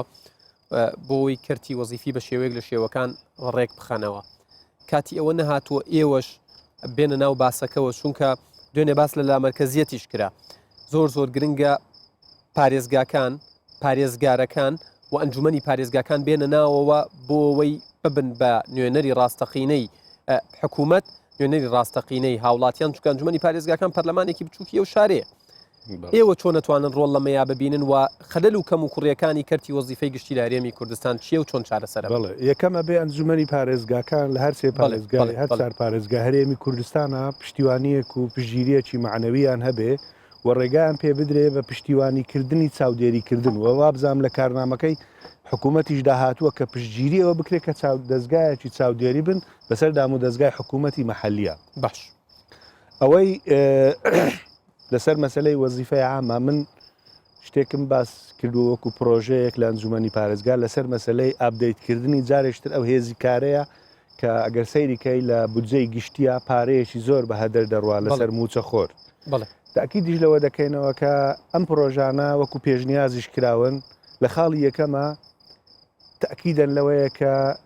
بڕیار لەسەر قوت و موچەی هیچ خەڵک نادرێ بە بڕینە ئەمما تۆ دێی وەکو حقوق و واجبات جارێکی تر ئەم هێزە مرۆیەی کە هەتا یا لەسەر نیزامی خدمەی مەدەنی یا لەسەر میلاکات یا لەسەر شێوازێکی سیستەمێکی واقعی لە هەرێمی کوردستانە لەسەر وەزارات دەی جارێکی تر ئەمانە ئەبدەیت دەکەیتەوە لە هێزێکی مستەهلیکەوە دەیگۆڕیت بۆ هێزێکی منتیزی بەرهەمهێنەر باش خاڵ بە خاڵ بە دوایدا دەڕۆین من پێم وابی یەکەم جار ئەبێتەوە ئەم هەموو موچەخۆرەی هەتە لە هەرێمی کوردستانە تا ئێستا بە قەنەعاتی من لە مەسلەی بایۆمەتریە هەمووی زەبت نەکراوە مەراحلی تیری ماوە زەبت بکرێ وەکو داتا نقطەی دووەم بینە سەر میلاکات و نیزامی خدمەی مەدەنی ئەم دام و دەستگایانەی حکوومەتی هەرێما چەندی پێویستە هەر دائیرەیەک چەندی پێویستە چەندی زیادە مەسەرەن بۆ نمونە ئەگەرە تو زۆر جار لە برادرانیش و لە خەڵکیش ئەبیستی مزگەوتێک مەکتەبێک بیرێکی ئاو لە گوندێک مزگەوتێک هەشتا مۆزەفی بۆ دانراوە کەچی سەیرەکەی لە واقعا بانگلادیشیەکیان بەکرێگرتووە خزمەتەکەن ئێمە وەکو نمونەیەک دێنینەوە ئەمە لە نەتیجەی دوو ئیدارەیی و لە نەتیجەی سراعی سیاسیدا بە هەر حاڵباری حکوومەتەکە گران کراوە بۆ مەسلەی بەتاڵەی مقەنعە بۆ مەسلەی سیاسی بی بۆ مەسلەی دەنگ بێ بۆ هەر مەسلەیەک بێ بەڵام ئەم حکوومەتە وەزیفەیەتی ئەم مەسلەیە چارەسەر بکە دوای ئەوانە لە داتایەک ڕێخستەوە بە پێی میلاکات ئەوانەدا هەنگاوی سێم دێ سەر تەسنیفکردن و وەکو شێوازی کلاسیفیکیشنێکیان بۆ بکەی لە بواری جێندەریە لە بواری شەهاداتە لە بواری پیشەی و عملیە کە ئەم ئینسانە تاقە و ڕغبەتی لە چی هەیە ئینجا بێ ئەوانە جارێکی تر دابش بکەیەوە پرۆژیان بۆ بکەیەوە بیان خەیە هێزێکی وەبەرهێنەر خزمەتی ئەمنی غیزایی وڵاتەکەت بکەن و هەروەها دووریشکەونەوە ڕەنگە هەندێک خەڵک ئەگەرە تۆ کارگەی جگەرەی هەولێر بە نمونە وەربگری کە ئەم هەموو موچەخۆرەی هەیە دەوامیشەکەن ڕەنگە هەندێک خەڵک پێی خۆش بی دەوام بکە و ئەرێک ببینی وەزیفەکەشی جێبەجێ بکە بەڵام فرسەتی نییە دوای ئەوانەشت کە ڕێک خست بەم شێوازە ئەتوانی سوودێکی گەورە وەرگری لە هێزە مرۆیەکە و کەسیش موچەی نابڕێ و خەڵکەکەش وەکو ویژدانیش وەکو قەنەعەتیش ئەو موچەی وەریەگری لە بەرامبەریدا ئەرچێک جێبەجێەکە بەڵێ سوپاستانەکەم دکتۆر فەرسەت ینی ئێوە لە ماوەی ڕابردوو پرۆژە یاسای چاکسازیتان بردە پەرلەمان دڵخۆشیەک دروست بوو پاشان دۆخەکە چووەوە دۆخی خۆی و هەروەکو پرۆژە یاسا مایەوە پرۆژە یاساکە چەند ئەتوانێ خزمەت بە چاکسازی بکات چەند ئەتوانێ کەرتی وەزیفەی گشتی ڕێک بخاتەوە چەند ئەتوانێ ئەو بڕەپارەیەی کە بە هەدەر ئەچێت لە موچەی پلە باڵاکانەوەی کاک عەلی ئاماژەی پێدا لەو عەدالەتی و نایەکسانی لە نێوان موچەکانەیە چارەسەری بکە و چەند گرنگە لە ماوەیەکی قیاسی زۆر زوودا بچێتەوە پەرلەمان بەڵێ دەوان ئەگەر یاسایەکە ئیشاڵە دەربچێەوە ئەو کاتیش ئێمە هەر پشتیوانی بووین بەڵام ئەو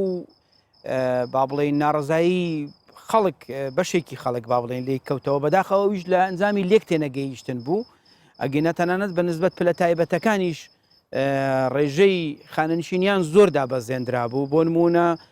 2 ملیۆن 2 ملیۆن و نیو تا 4 ملیۆنەوەوانە بەڵام لەبەرەوە یاسایەکە گەڕایەوە ئێستا بە 6 ملیۆن و نیو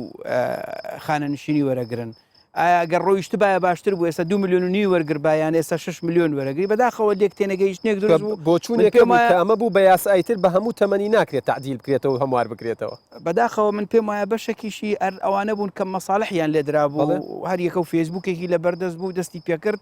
و پەرلەمانیش کەتە ژێر تەسیری ئەوە و یاساکەیان گەڕاندەوە بەڵام لە هەموو حاڵەتەکان ئیشاڵا لەم خولە لە سەرەتای ئەم خولە ئەم یاسایە تێپەڕێەوە یەکەم خاڵی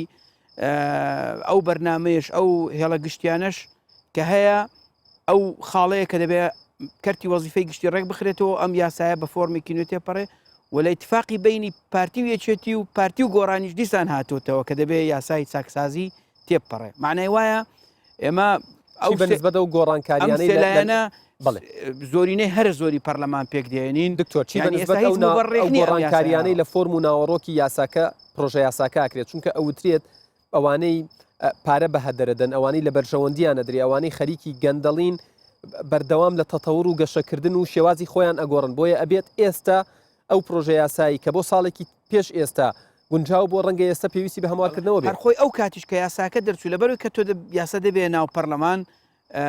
یعنی تێڕوانینی جیاوازی لەسەر هەندێک جار مەساری یاساکەش ئەشێوێندرێت یعنی بۆیە دەبێ بەڕاستی لە سەردەمی ئێمەش کە لەوێ بووین یاساکە هەندێک شێوێنرا و هەندێک خاڵی دەستکاری کرا کە باش نەبوو هەندێکیشی بۆ ئیزافە کرا کە زۆر باش بوو ئێستا دەکرێت لەبەرەوەی خۆناغێکی نوێیە بەتایبەتی ئەو هێزە سەرچیانەی کە اتفاقیان لەسەری کردووە کە تێیپەڕێنن دەتوانن بەهێمنی دابنیشین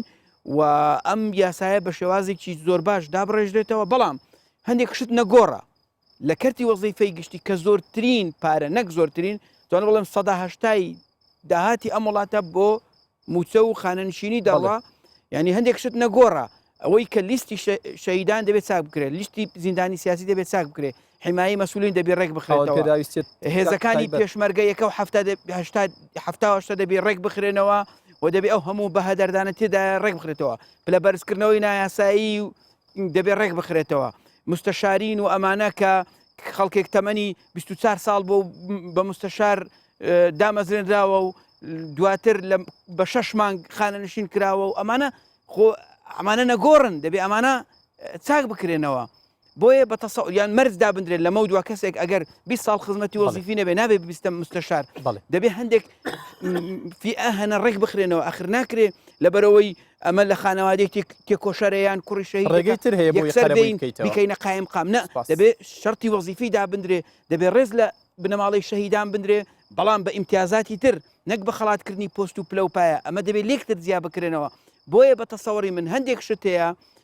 دەبێت لەو قانونی وەزیفەی گشتی کە ڕێک دەخرێ بەڵام ئیتر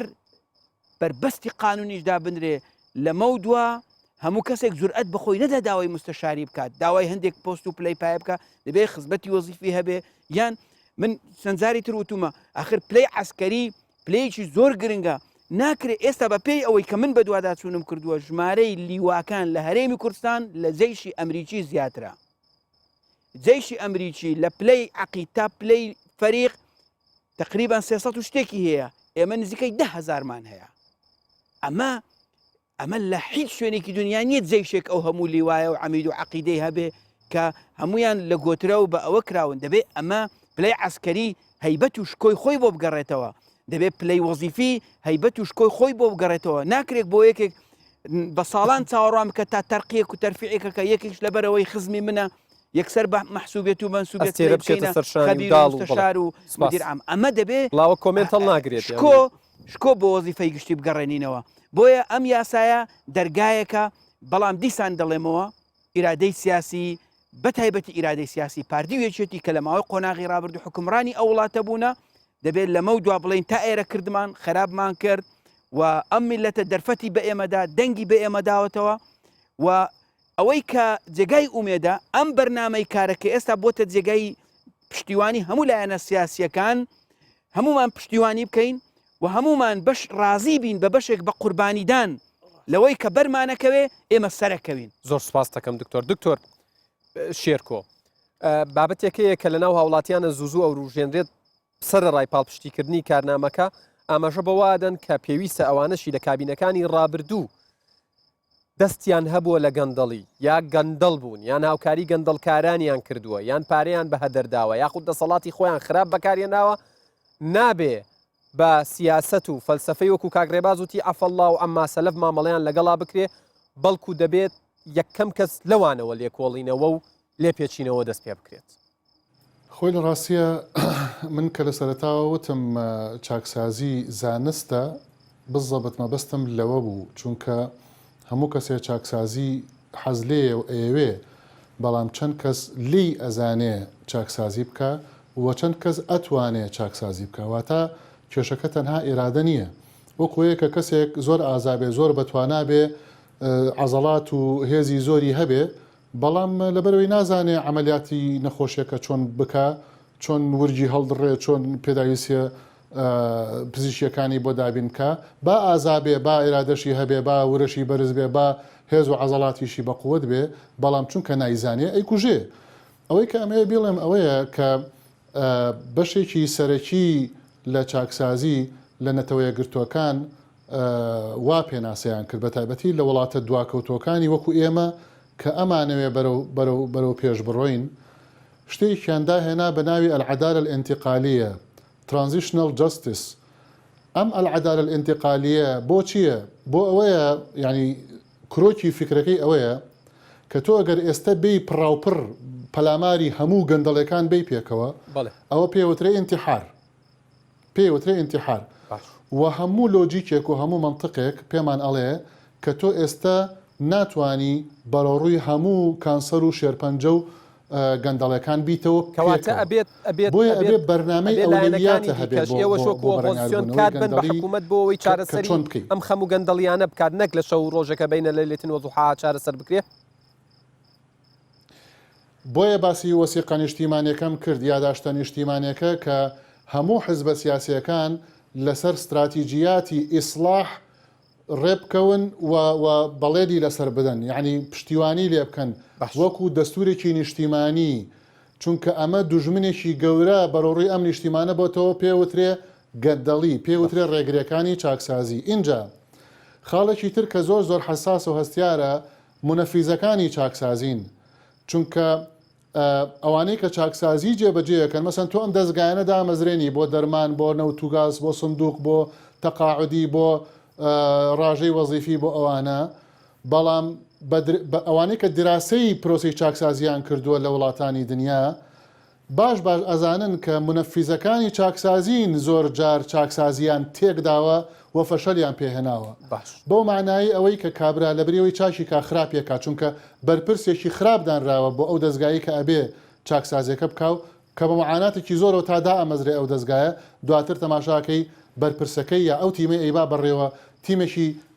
سەرنەکەوتووە یا گەندەڵە بۆ نمونە سندوقی کوردستان بۆ داهاتنەوەی و گازەکان بەڵێ باشە لە مانگی 5 2015 یاساکەی دەچۆ لە پەرلەمان تا ئێسادا نەمەزراوە باشە لەمە دوا ئەبێ دای مەزرێنین ئەوەش هەر باشە کە دامان مەزران ئەگەر بە کارتۆنیدا بمەزرێ و تیمێکی زەعیف کە بەهێز نەبێ بەڕۆڕووبوونەوەی پاکسازی لە کەرتینەوت و گازا بکە بێگومان ئەو دەستگایش فەشە لەهێنێ چونکە اختیاری کەسەکان کەسانی فاشل بوون لەبەرەوە تیمی بەڕۆڕووبوونەوەی گەندەڵی و تیمی بەڕۆڕووبوونەوەی چاکسازی ئەبێ زۆر بە عینایەت و زۆر بە ڕعایەتەوە جێبەجێ بکرێن خاڵتە حکمت لە دانانی کەسی شیاوە بۆ ئەو پۆستانە بۆ ئەوەی ئەرکەکان خۆی جێبەجێ بکرێن لە پەرلەمانی کوردستان ئەگەر ڕێم پێبێیلەوە فەرموو مەبەستمەوەی دراساتی علمی پێمانەڵێ ئەو وڵاتانەی کە چاکسازیان کردووە تیمی چاکسازیان بەهێز بووە نەک تەنها ئێرادە نەک تەنها ئەوەی کە لێشی بزان و بەرنامە و پلانی باشدا بنێن تیمی منەفیز بۆ چاکسازی زۆر زۆر مهمە چێن ئەو بەرپرسی دەستگایانەی چێن ئەو تیمانەی کە چاکسازیەکان بە بوێری و بەلێزانی لە دەستگاکان یان ناجێبەجێەکەن کە ئەو دەستگانی معنین بە چاکسازی خاڵێکی تر کە زۆر زۆر گرنگە ئەمەی کە باسەکرێ هەمووی چ لە بەرنامەی حکوومەتە کە هاتووە کابینەی نۆیەم چ لەوانەی پێشتریش کەشتی زۆر جوانیتیا بوو لە کابینەکانی پێشترا هیچی باسی ئێستا و ئایندە ناکە کە مەسەلەی مرۆڤە کاکە ئەبێ هەموماندان بۆیان بنین کە ئەو خەڵکی کە لە هەرێمی کوردستانە ماوەتەوە یان فئەیەکی کەمی منتەفیع و مستەفیدە یان زۆرینەیەکی بێزارە و بە مەجبوری ماوەتەوە لە هەرێمی کوردستان ئەویتری ڕۆیشتۆتە دەرەوە ئەمە واقعەکە ئەبێ هەموماندانی پیا بنین کەوابێ مرۆڤسازی کە ئێمە کردمانوەکو فراکسیۆنی کردمان بە پرۆژەیەک لەم پەرلەمانەی ئێستا ڕەفزیان کرد لەبەرەوەی پرۆژەی یەکگرتووی ئیسلامی کوردستانە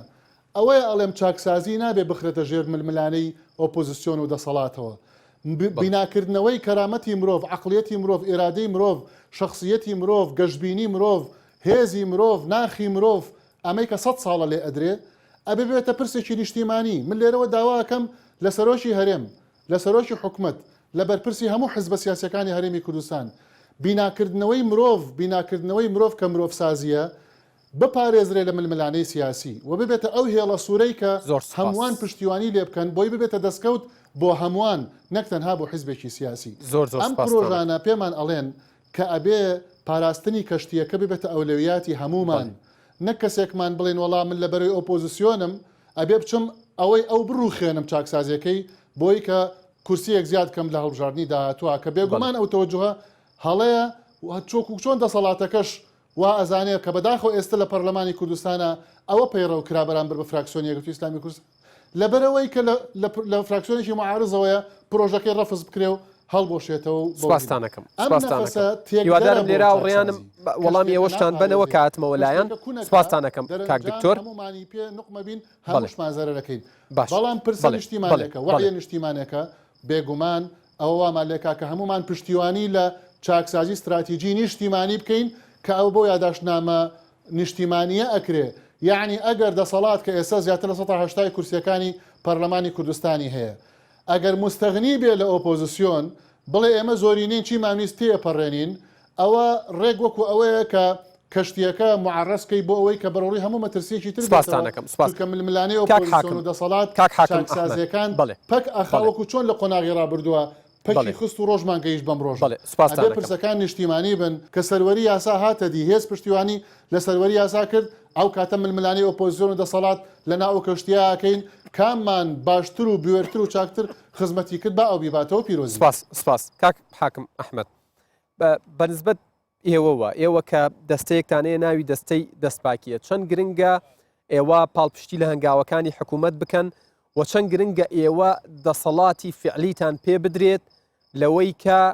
کار بۆ نەهێشتنی گەندەڵی بکەن و کار بۆ سەرخستنی چاکسازی بکەن.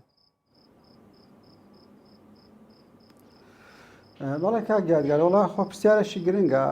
ئەوەی کە کاک شێرکۆ باسی کرد فعلەن چێن ئەو بەڕێزانەی کە ئیشەکەن و چێن لەو دەم دەستگایانە ئیشەکەن لەسەر پرۆسی چاکسازی خۆ دەزانێ ڕابردوو ئەم حکوومەتی هەرێم ئەم پێشووتر سەرۆکایەتی هەرێم هەرێکە لە لای خۆیەوە کۆمەڵە کار و هەنگایی هەبوو و ژانی جیاوازی چاکسازی دامەزا و بەشێک لە کار و چاڵاکیەکانیش بە تەکیت هات نەدی بەڵام لەبەر ئەوەی پرۆسەیەکی گشتگیر و هەمەلایەنە و نیشتیمانیە نەبوو نەتواندرا بەڵێن بە کورتی بگەینە و ئامانجانە یاخۆت هێشتا دەکرێت بڵێن چەند قۆناغێکی سەرەتا دامەزە لەو پرۆسەیە. دەستی دەستپاچیەکە لەو دەستگانەی کە لە سەرەتای 2014 لەکەر قەیرانەکان هەچنە یاساکەی لە 2011 دەرچوو بەڵام دامەزرانەکەی و دەستنیشانکردنی سەرۆکی دەستە لە ناوەڕاستی 2013 بوو بە تەکیت تا ئێستاش نەتواندراوەکو دەستگایەکی کاملی دەستی دەستپاچیدا بمەزرێت کە هەموو توانا بەشەری و مادیەکانی لە بەردەستا بێ بۆ ئەوی بتوانێت ئیشی خۆی بکات و ئێمە بەردەوامیش لە پرۆسی چاکسازی لە 2014 و 15 دەستمان بە دراسە کردو لە سەرکەرتی گشتی و جگە لە ئیشەکانی خۆمان لە مەسائلی دژایەتی گەندەڵی بۆیە بەسەرەن لە راپۆرتی 2010 بۆ پەرلەمان ماردە کۆمەڵە خاڵمان باس کردووە یەکێک لە خاڵەکان گرنگە ئەوەیە کە دادگایەک تەرخان بکرێ بۆ کەیسەکانی گەندەڵی بۆ نمونە تا ئێستا سەدان کەیسی گەندەڵیمان ڕەوانی دادگاکان کردووە بەڵام هەم لە حەسبکردنا تاخیر ئەبێت هەمیش بەڕاستی لەتان ناشارینەوە سڵمینەوە کێکە بەشێک لە داموو ناڵێن بەشێک لە دادوەرەکان خۆیان دەبوارن لەوەی کە لەو بوارەدا کار بکەن کەواتە بەهێزکردنی دەستگا چاودێریەکان دیوانی چاودێری دارایی کە دەستی بە هەموو شوێنێک ڕابگاوردبینی لە هەموو داهات و سەرفیاتی ئەو وڵاتە بکات بەهێزکردنی دەستی دەستپاچی کە ئێمە ئێستا خەریکی سەرقاڵی ئامادەکردنی پرۆژە هەموارێکین کە لە تەجربەی کۆمەڵی وڵات وەرجرا بۆی بتوانێت دەسەڵاتی زیاتر بە مؤسسەیە بدرێت و بەتوانین دوایەوە جیازی داواکاری گشتیە لەسەر هەمووشیانەوە بە تەکید چاودێری دەستگای پەرلەمان و گەورەترین دەستگای چاودێری کە لە پاڵ ئەرکە ئەساسیەکەی خۆی کە یاسادانانە کەواتە ئەوانە هەمیان کۆمەڵێک مەرجن دوو بەڕاستی دژایەتی گەندەڵی پێویستی بە استراتیژیش نیشتیمانی ئەمە لەسەر استراتیژیەش ئیشمان کرد و استراتیژیەکە گەیشتە ئەنجوومەنی وەزیرانی شووە لە 2017 لە مانجی 5 ئیقرار کراوە دەبووە لە 2018 کاری لەسەر بکرێت استراتیژیەکی گشتگیرە کە هەموو هۆکارەکانی دروستبوونی گەندەڵی و چاکسازی لەخۆ دەگرێت بەڵام کاری بۆ نەکرا هیوادارین ئەمە جارێشکە لە فترە نزیکە دەخێنەوە بەردەستی کابینەی تازە حکوومەتی هەرێمی کوردستان چونکە پێمان وایە پرسی چاکسازی دژایەتی گەندەڵی پرسێکی نیشتیمانیە و دەبێ هەموو هەوڵەکانی بۆ تەرخان بکرێ بەڵام بە تەکید کە دایە نیشتیمانیە دەبێ هەردەستگا و بەرپرسیایەتی بۆ دیاری بکرێ مەسەن تۆ ئەو دەستگانی کە باسم کرد تەبان لەگەڵیدا کە یاسایان هەیە ئەکید ئەوان لەژێر چاودێری پەرلەمان ئیشەکەن و پەرلەمانی کوردستان وەکو پاڵپشتی لە ئیشەکانیان دەکا ئەکید چاودێریش بێ و لێپرسینەوەش لە هەر کەم تەرخەمێ بکە چکە وتم جاری تریش باسم کرد پرۆسەی چاکسازی ئەگەر لەسەر بنەمای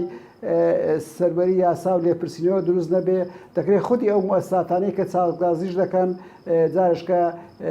ڕێگریان لیا دروست بێ لەوانەیە بکەونە بەرەوەی کە وەکو پێویست باشی خۆیان هەمەسن لەبەرەوە دائیمەن پرسی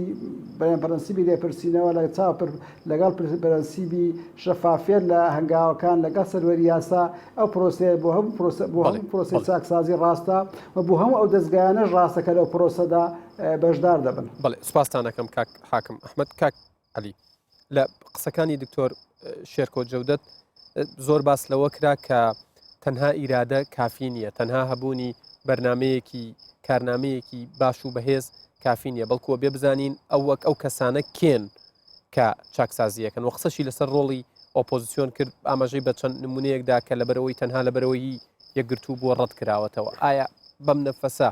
کارکردن لەناو پەرلەمان هەیە و لەو ڕۆوە کۆمنتت بەگشتی چییە؟ بەڵێ دیارە ئەو پرۆژەی بەڕێز دکتۆر شێرکۆ ئاماژەی پێدا من خۆم ئیمزام کردووە لەگەڵیانی ئێمە ئیمزامان کردووەوە ئێمە بە کاک دکتۆر شێرکۆ ئەوانیشمان وت ئێوە هەر پرۆژەیەکتان هەیە بۆ لە پێناوی بەرژەوەندی گشتی لە پێناوی چاکسازی ئێمە نەک ئیمزای لەسەرەکەین و بەرگریشی لەکەین باش نابێ بە هیچ شێوەیەک ئەو نەفەسەی کە قابلی قوبولکردن نییە بێوێ پرۆژەیە ڕەت کاتەوە جا هەر لایەنێ تەقدیمی کە ئەو پرۆژە پەیوەست بێ بە بەرژەوەندی گشتیوە و کاتێک کە خراوەتە دەنگدانەوە دیارە موبەڕی سەرۆکاتی پەرلەمانەوە بووە ئەم پرۆژە وەزارەتی مانچکۆ پەروەردەیە پەروەردەی تاکە پەروەردەی تاک دیارە لە وەزارەتی پەروەردە و مؤسسەکانی قوتابخانەکان و وەزارەتی خوێندنی باڵا باڕەکان وەرگیرێ بە دڵنیاییەوە بۆ پرۆژەی ئەوان دوای تەفعیل بوونی حکوومەت ئێمەش لەگەڵیانایینە سەرخەت من کە تاخیریشکات دەنگم بە تاخیرکردن نەداوە لەگەڵ هاوڕێکانمان تەبان کاڵێم من بەڵام ئەگەر وێنە عامەکە ببینین 100 ساڵە تاکی کورد بەهۆی دژمنکاری بەهۆی ماڵوێرانی بەهۆی شەڕی ناوخۆ بەهۆی ئەنفال بەهۆی نەهامەتی ئێستا بەهۆی بێکاری یعنی هەمووی تاکی کورد کەسایەتی تێکشکێنراوە پارەی پێنیە ناچارە تەنەزولکە ئەمە قانونەکە باشە ینی من قانونەکە پشتیوانیم کردووە خوێندومەتەوە دەنگی بۆ دەم دەنگی بۆ کۆکەمەوە بەڵام لە پاڵ ئەما تۆ بێ بەسەن شاری پیشەسازی دروستکەین دەرفەتی کار دروستکەین ڕوبەڕووی گەندەڵی ببینەوە یعنی دروستکردنەوەی تاکی کورد تەنیا بە مەشروعێکی قانون ناکرێت یعنی قورستی خۆی ئێمە کێشەی گەورەمان ئەوەیە کەیسە نەعەدالتی هەیە تاکی کورد تێکشکاوە تۆ بۆ ئەوەی ئەم نەعەدالتیە نەمێنێ ئیتر پرۆسەکەوانەی ئاماژەت پێدا جێبەجێ بکرێت ئۆتۆمەزبوونەوەی بیناکردنەوەی تاکی لەگەڵ پەروەردە و لەگەڵ سیستەمی پەروەردە ینی خۆ ئەوەی زیاتر بەڕێز دکتۆر شێرکۆوان پرۆژەکەیان ئامادە کردووە ئێمە پشتیوانی بووین دروستکردنی تاکی کوردە و ئەگەر سەرۆکایەتی پەرلەمان بە دڵنیاییەوە من لە معارزە بم یا دەسەڵات بم بە نەفەسێک کار بکەن کە پرۆژەیەکی لایەنێک بێت ئەگەر هی لایەنێک بێ خزمەتی بەرژەوەندی گشتیش بکە ڕەتیکەنەوە بە دڵنیاییەوە ئێمەمانان بێدەنگ نابین چکەوت وەکووتمان لە پێناوی ئیسلاح دەستمانداوە بە مەسوولاتێ قەناعەتێکمان هەبووە لەم مەرحەلە ئێمە وەکو گۆڕان باوەڕێکمان هەبووە بە خوێندنەوەی دۆخی ناوخۆی کوردستان بە خوێندنەوەی ئەو واقع سیاسی کە لە شەرقا هەیە ئیسلاح لە ناو مؤسسەکە ڕەنگە ئاسانتر بێتە لە دەرەوەی مؤسسەکە بڕۆ وەزارەتی دارایی وەرگرە وەزارەتی دارایی بکەرە وەزارەتێکی نیشتیمانی ڕێفۆرمی تیاکە چاکسازی تیا بکە لەوانەیە دەور زیاتر ببینی بڕۆ ئەوەی سندوقی داهاتی نەوت وەرگرە لەگەڵ هاوڕێکان تا لەوێ ڕێیەکی گشتی دروستکە شەفافێت لەم پرۆسات دەستە بەرکە یعنی نازانم ئەم قەناعەتەی ئێمە ڕاستەیە غەڵەتە لە نەتیجا بەڵام لەم باوەڕەوە سەرچاوی گرتووە و ئیشەڵا ئەوەی نیەتەکان خوێندومانەتەوە لە مفاوەساتە نیەتەکانە من کە ئیسلاحکەین و هەموو لایەک دکتۆر فرسەت خۆی لە مفاوەساتەکانە بووە و کەسێک بووە کە ینی ئەم فترە زەمەنیە و لە مفاوەسات و لە بازنەی قەرارا بووە ئێستا کە دکتۆر فرسەتیەت بەم نەفەسە قسەیەەکە ئەوە نەگەندەڵی کراوە نەعەدالەتی کراوە این کراوە یعنی من شەڕە کۆڵانم نییە مادەم ئەو باسی گەندەڵێکەکە من لە باسی نەکەم بڵێم هەرچی ئەو کردیت نەخێرە بێ من پشتیوانیکەم زۆر باشە دەست خۆش بێ ئەمە بکەین هەموو ڕێی پارتی هەومان پێکەوە پشتیوانیکەین یعنی ئەم منطقە کاکیادگار ناگەێنێ بە هیچ هەرچی پارتی لەگەڵ یا بوو ئەبێ گۆڕان دژی هەرچی گۆڕان تەرحی کرد پارتی دژی بێ یەکێتی تەرحی کرد گۆڕان جە هەر ناگەی بە هیچ کاکە ئێمە سیاسەتەکەین سیاست شەڕە کۆڵان نییە سیاست هونەری خزمەتکردنی گشتیە ئەوەیە کە ئێمە نقطەیە بدۆزینەوە کە خاڵیاوە بەشەی سەر نقطەکەمان دۆزیێتەوە کە فەسادەیە وردە پیتەکان دیاریکەین بە هەمومانەوە پێکەوە چاکیکەین سپاس دەکەم کاک عەلی دیارە ئەو پرسیاری من بەنیاز بووم لە کاک ڕێبازی بکەم تۆ لە کۆتایی قسەکانی خۆتە چوویتە سەری زۆر باش بوو کاک ڕێباز چەند گرنگە بنکەی جەماوەری قاعیدەی جەماوەری پارتە سیاسیەکانیش وردە ڕابهێنرێن کە ئەگەر یەکێتی کارێکی باشی کرد فراکسیۆنی یەکێتی کارێکی باشی کرد وەزیرێکی یەکێتی کارێکی باشی کرد چیتر پارتیەکان دژی نەبن گۆڕان دژی نەبێ لایەنی ئۆپۆزیۆن بەرامبەری نەوەستێتەوە بۆ بە پێچەوانەوە کاتێ پارتی کاتێک گۆڕان کاتێ پارتێکی سیاسی دیکە کارێکی باشەکە لە نەتیجەیە لە خزمەتی خەڵک کەوتۆتەوە بنکەی جەماوەری یەکێتی و یەکێتیەکان و بەرپرسەکانیشان لە ئاستی باڵا تا خواری خوارەوە پاڵپشتی لێ بکەم. بەڵێ بەتاکید من بە حکمی تەجروبەکەشم و بەوەی لە تەڵەبایەتیش لە ناو تەنزیمە ینی چویمە پێشەوە بە حکمی کار و پێشمەرگاتیەکەم و لەگەر هەردوو برایانیش کە ئەوانیش قسەی خۆیان لەسەر ئەمە کرد لەسەر شێواز و کارکردن و چاکسازی و چۆن ئەم مؤسسە ئەو قەنەعەتە دروست دەکەین. دەزانی ئەگەر تو سەیری نخبەی سیاسی کەی لە هەرێمی کوردستانە هەر حەزبێک تێڕوانینێکی هەیە ینی لە شێوازی کارکردن و لە سیستەمی بەڕێوەبردن و لە تەرکیبەی ڕێکخراوەیی و لە پەیکەرەکەی قاعیدەی جەماوەری هەر لایەکمان زادەی عەقلی قیادەکەیە دەبێت تۆ بێ ئەوەل جار قیادەی سیاسی و نخبەی سیاسی لە هەرێمی کوردستانە بگەنە ئەم قەنەعەتە ئەوەی ئێستا کاک عەلی باسی کرد ڕەنگە لە چەند ساڵی ڕابردوو ئەم قەنەعەتەی نەبێ ئەوەی ئێستا قەنەعەتی هەیە کە ئەبینی بەم شێوازە ناگەینە ئەنجام بەڵام بەم شێوازەی ئێستا کە بین هەمومان کۆک بین لەسەر شتێک میساقێکی یەکگرتووی موحەد بە ئەخلاقی سیاسی سەرکەوتووە ئیمزاکەین ئەگەینە ئەنجامە وەکارنامەکەش نەخشە ڕێگا بڵێ و چۆن قاعیدەکان ڕادێنی لەسەر ئەوەی کە تەفاهمی ئەم بیر و بۆچوون و یا ئەو نخبەی سیاسی هەرێمی کوردستانە هی حەزبەکان بکەن من لەوە بە مختصری لەوەی شی دەکەمەوە کە ئەمانە زادەی عەقلی بەڕێوەبردننی ئەم قیادە سیاسیانە هێواش لە تربیە لە خیتابە لە مەسلەی پەروەردەی تەنزیمیە لە هەڵسوکەوتی بەرپرسەکانە لە شێوازی ئەم کارکردنی ئێستامان لە تەجروبە وەرگرتن لە هەڵەکانی ڕابردوو بین گوتارێکی نەرمونیانی بەمانە ئینگلیزیەکەی سۆفت پاوەرا بین قاعدەی خۆمان وا تێ بگەینین کە ئەبێ تەقەبوڵی ئەم تەحەولە بکەن لەم دۆخەدا بۆ دۆخێکی تر. نقطەی دووەم من پێم وابی کە باسی هێزە نیشتیمانیەکان کرا کە چۆن ئێمە ئەم هێزانەی هەمانە بیکەینە نیشتیمانی. ئەگەر ئێمە لە 2005 هەندێک بگەڕینەوە دواوە کۆمەڵێک پرۆژەی چاکسازی هەبووە لە سەرۆکایەتی هەرێم هەبووە لە حکوومەتە هەبووە بزانین میحاڵقاتەکانی پێشی چی بوون چی ڕێگری لێکردن غێلانە سیاسەکان ڕێگری لێکردن خۆ خەڵکی شەقام ڕێگری لێ نەکردووە. بین ئەم جارە هێواش بە قەنەعەتێکی باش و مطلقەوە بین ئەم مؤسسە گرنگانەی دەوڵەت حکومداری بە نیشتیمانی بکەین. لە ئەوەل جار لە هێزی پێشمەرگەوە ئینجا لە هێزەکانی ناوخۆ چکە ئەمانەی هەر لایەنێکی سیاسی کە هێزی بەدەسوە بێ ئەم زیاتر شتی خۆی فەرزەکا بەسەر ئەمەیتر هەر لایەنێکی سیاسی جوگرافیایەکی تایبەتی هەبێ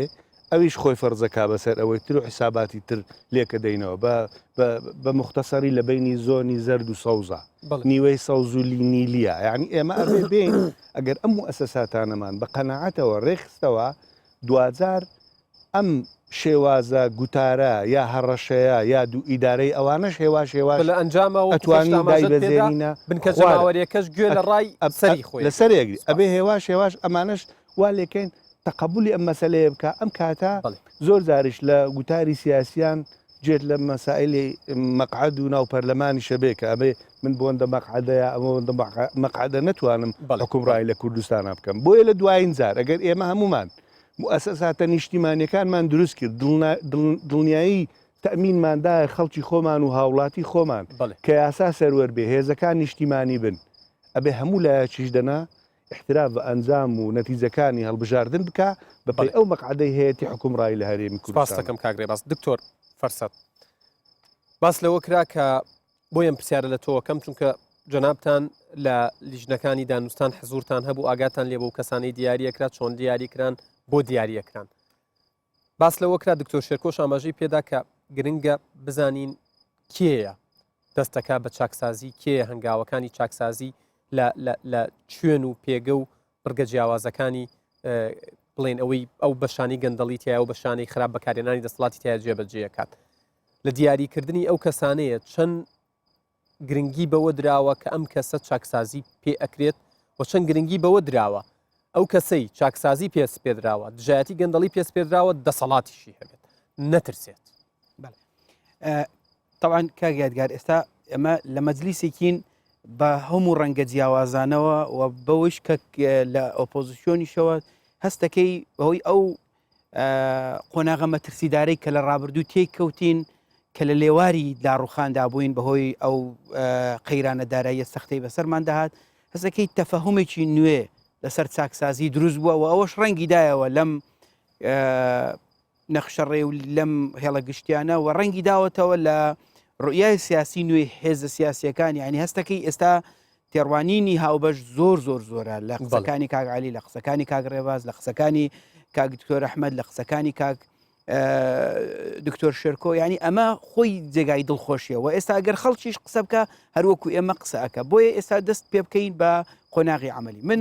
دیراسەیەکم کرد لە ماوەی ڕابردوو 11 نموزەزم وەرگرت لەوانەیە کە چاکسازیان کردووە و تقریبان هەشتیان لە وڵاتە دواکەوتەکان بوون هاوشەوەی ئێمە کە لە قۆناغی داڕۆخان چاکسازی دەربازی کردن هەمویان قائیدێکیان هەبووە یعنی چاکسازی بەبێ قائید ناکرێت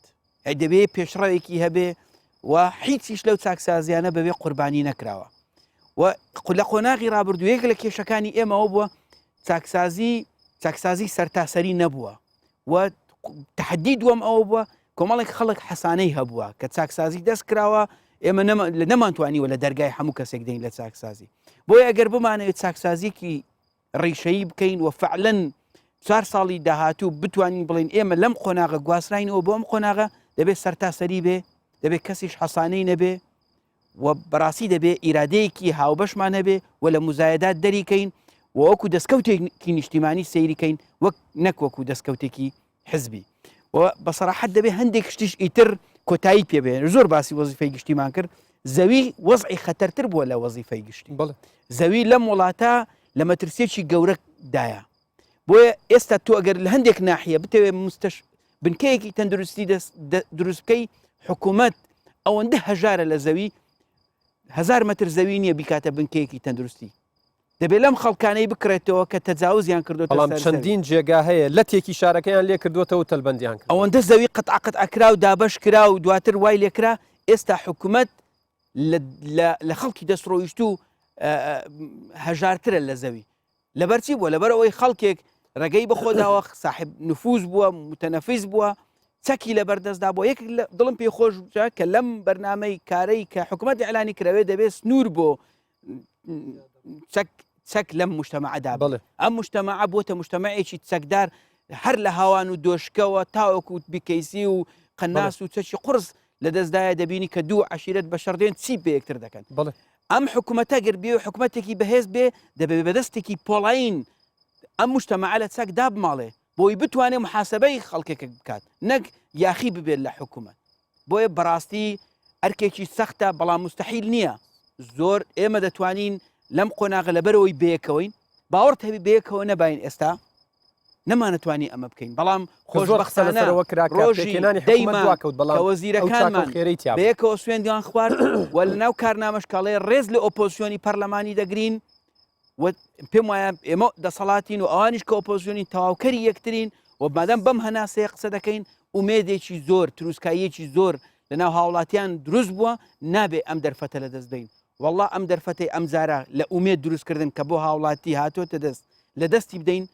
ئێمە جارێکی تر ناتوانین ئەم پردە دروستکەینەوە تاکە ئومێد کە دروستمان کردو ئەم بەیەکەو بوونەوەی ئەم ئیرادەیە کە ئێستا دروست بووە لە موسسەی سەرۆکایەتی هەرێم لە موسسەی حکوومەت لە پەرلەمان لە قەزا لە ئەنجوومەنی پارێزگەکان لە هەمووی ئێمە هەمومان تەواوکەری یەکترین دەبێت هەر یەکە و لە ماڵی خۆیەوە قۆڵی لێ هەڵماڵێ و بە ئیمکانیاتی مؤسساتی تری ڕقابی وەکو دیوانی چاودێری وەکو دەستەی نەزەها وەکو داواکاری گشتی وەکو قەزا هەمومان بەیەکەوە دەتوانین قۆناغێکی سەخت تێپەڕین بۆیە لە بیرت نەچێت سعری نەوت لەوانەیە دابەزێتەوە لەوانەیە قەیرانی دارایی سەر هەڵبداتەوە لەوانەیە لەگەڵ بەغدا نەگەینە نەتیجە ئیشەڵڵا دەگەین بەڵام ئەمانە هەموو احتیمالاتن ئەگەر لە ناو ماڵی خۆمان پتەو نەکەین جارێکی تر قەیران دەست پێ بکاتەوە بڵێ سوپاسانەکەم من کاتم زۆر کەم ماوە دواتر دێمەوە خزمەتان بۆەوەی پێشنیازەکانتان وەربگرن وەکو شێواز و ستایلی بەرنامەکە. دکتۆر شێرکۆ بڵێن لەگەڵ وەڵامەکەی پێشنیازەکانی خۆشتم پێ بڵێ سوپاس دەکەم. ڕای جیاوازەیە لەسەر ئۆپۆزیسیۆن بوونی پەرلەمانی زۆر کەس ڕای وایە کە ئۆپۆزیسیۆن بوون لە هەرێمی کوردستان یاخود لە وڵاتان یاخود ستانداردی ئۆپۆزیسیۆن بوون ئەوەیە کە تۆ دژی حکوومەتەکە بی و دژی ئەوە بی کە کارنامەکەی جێبەجێ بێت. لەم ڕۆوە ئێوە بۆچوون و تێڕوانینتان بۆ ئۆپۆزیسیۆن بوون چییە بە حکمی ئەوەی لەناو کارنامەکەش ڕێزگرتن لە ئۆپۆزیسیۆنی پەرلەمانی وەکو یەکێ لە خاڵەکان ئاماژەی پێدراوە؟ لە هەموو دنیاە ئۆپۆزیسیۆن هەر ئۆپۆزیسیۆنە، یعنی ئۆپۆزیسیۆن بوون خۆی لە خۆیان بریتە لە تەرحی بەدیل لە فشارکردن بۆ باشتر و ڕێگریکردن لە گەندەڵیەکان. ئەمە فەلسفەی ئۆپۆزیسیۆن بوونە، ئەمەنێتەوە سەر ئەوەی کە ئۆپۆزیسیۆن ئەڵێ من باشترم پێ ئەکرێ، تەرحی بەقووەتر تەرحەکە منافەسە دروست ئەکا لەگەڵ دەسەڵاتە بۆ باشترین بۆ ڕێگریکردن لە گەندەڵیەکان، چاودێری دەسەڵات ئەبێ بە دەسەڵات ئەڵێ کەم و کورتەکانی لەکوێیە، ڕای گشتی تێ ئەگەیەنێ بۆ پشتیوانیکردن لە چاکسازیەکان نەک بۆ تێکدان. ئەوە فەلسفەی ئۆپۆزیسیۆنە. بەڵام لە هەمان کاتیشە چ ئۆپۆزیسیۆن بێیان دەسەڵات نابێ مستەغریبن لە یەکتری، چونکە لە هەردوو لە نێوان هەردووکیانە ئەبێ خێر و بەرژەوەندی هاونیشتیمانی لێ بکەوێتەوە. ئەبێ ئەوەمان بیر نەچێت کە ئۆپۆزیسیۆن و دەسەڵات لە ناو مەنزومەی حکمە ئۆپۆزیسیۆن و دەسەڵات. یعنی بۆ نمونە ئەگەر بێت و ئۆپۆزیسیۆن نەپارێزرێ، سبەینێ ئۆپۆزیسیۆن ڕەخنەی توندی گرت، گەندەڵی کەشف کرد، ڕێگری کرد لە گەندەڵیەکان، چوار چەکدار، چوار مافیا لەو لاوە هاتن بارەگاکانیان سووتانەوە دیسان، ئەمە پێی ناوترێ ململانەی نێوان ئۆپۆزیسیۆن و دەسەڵات، ئەمە پێوترێ مافیاگەری،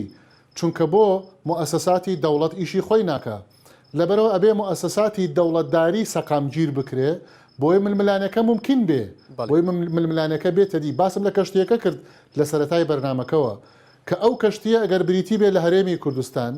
نابێ بهێڵین کەس هێڵە نیشتیمانی بەرژەوە نیشتیمانەکان تێک بشکێنێت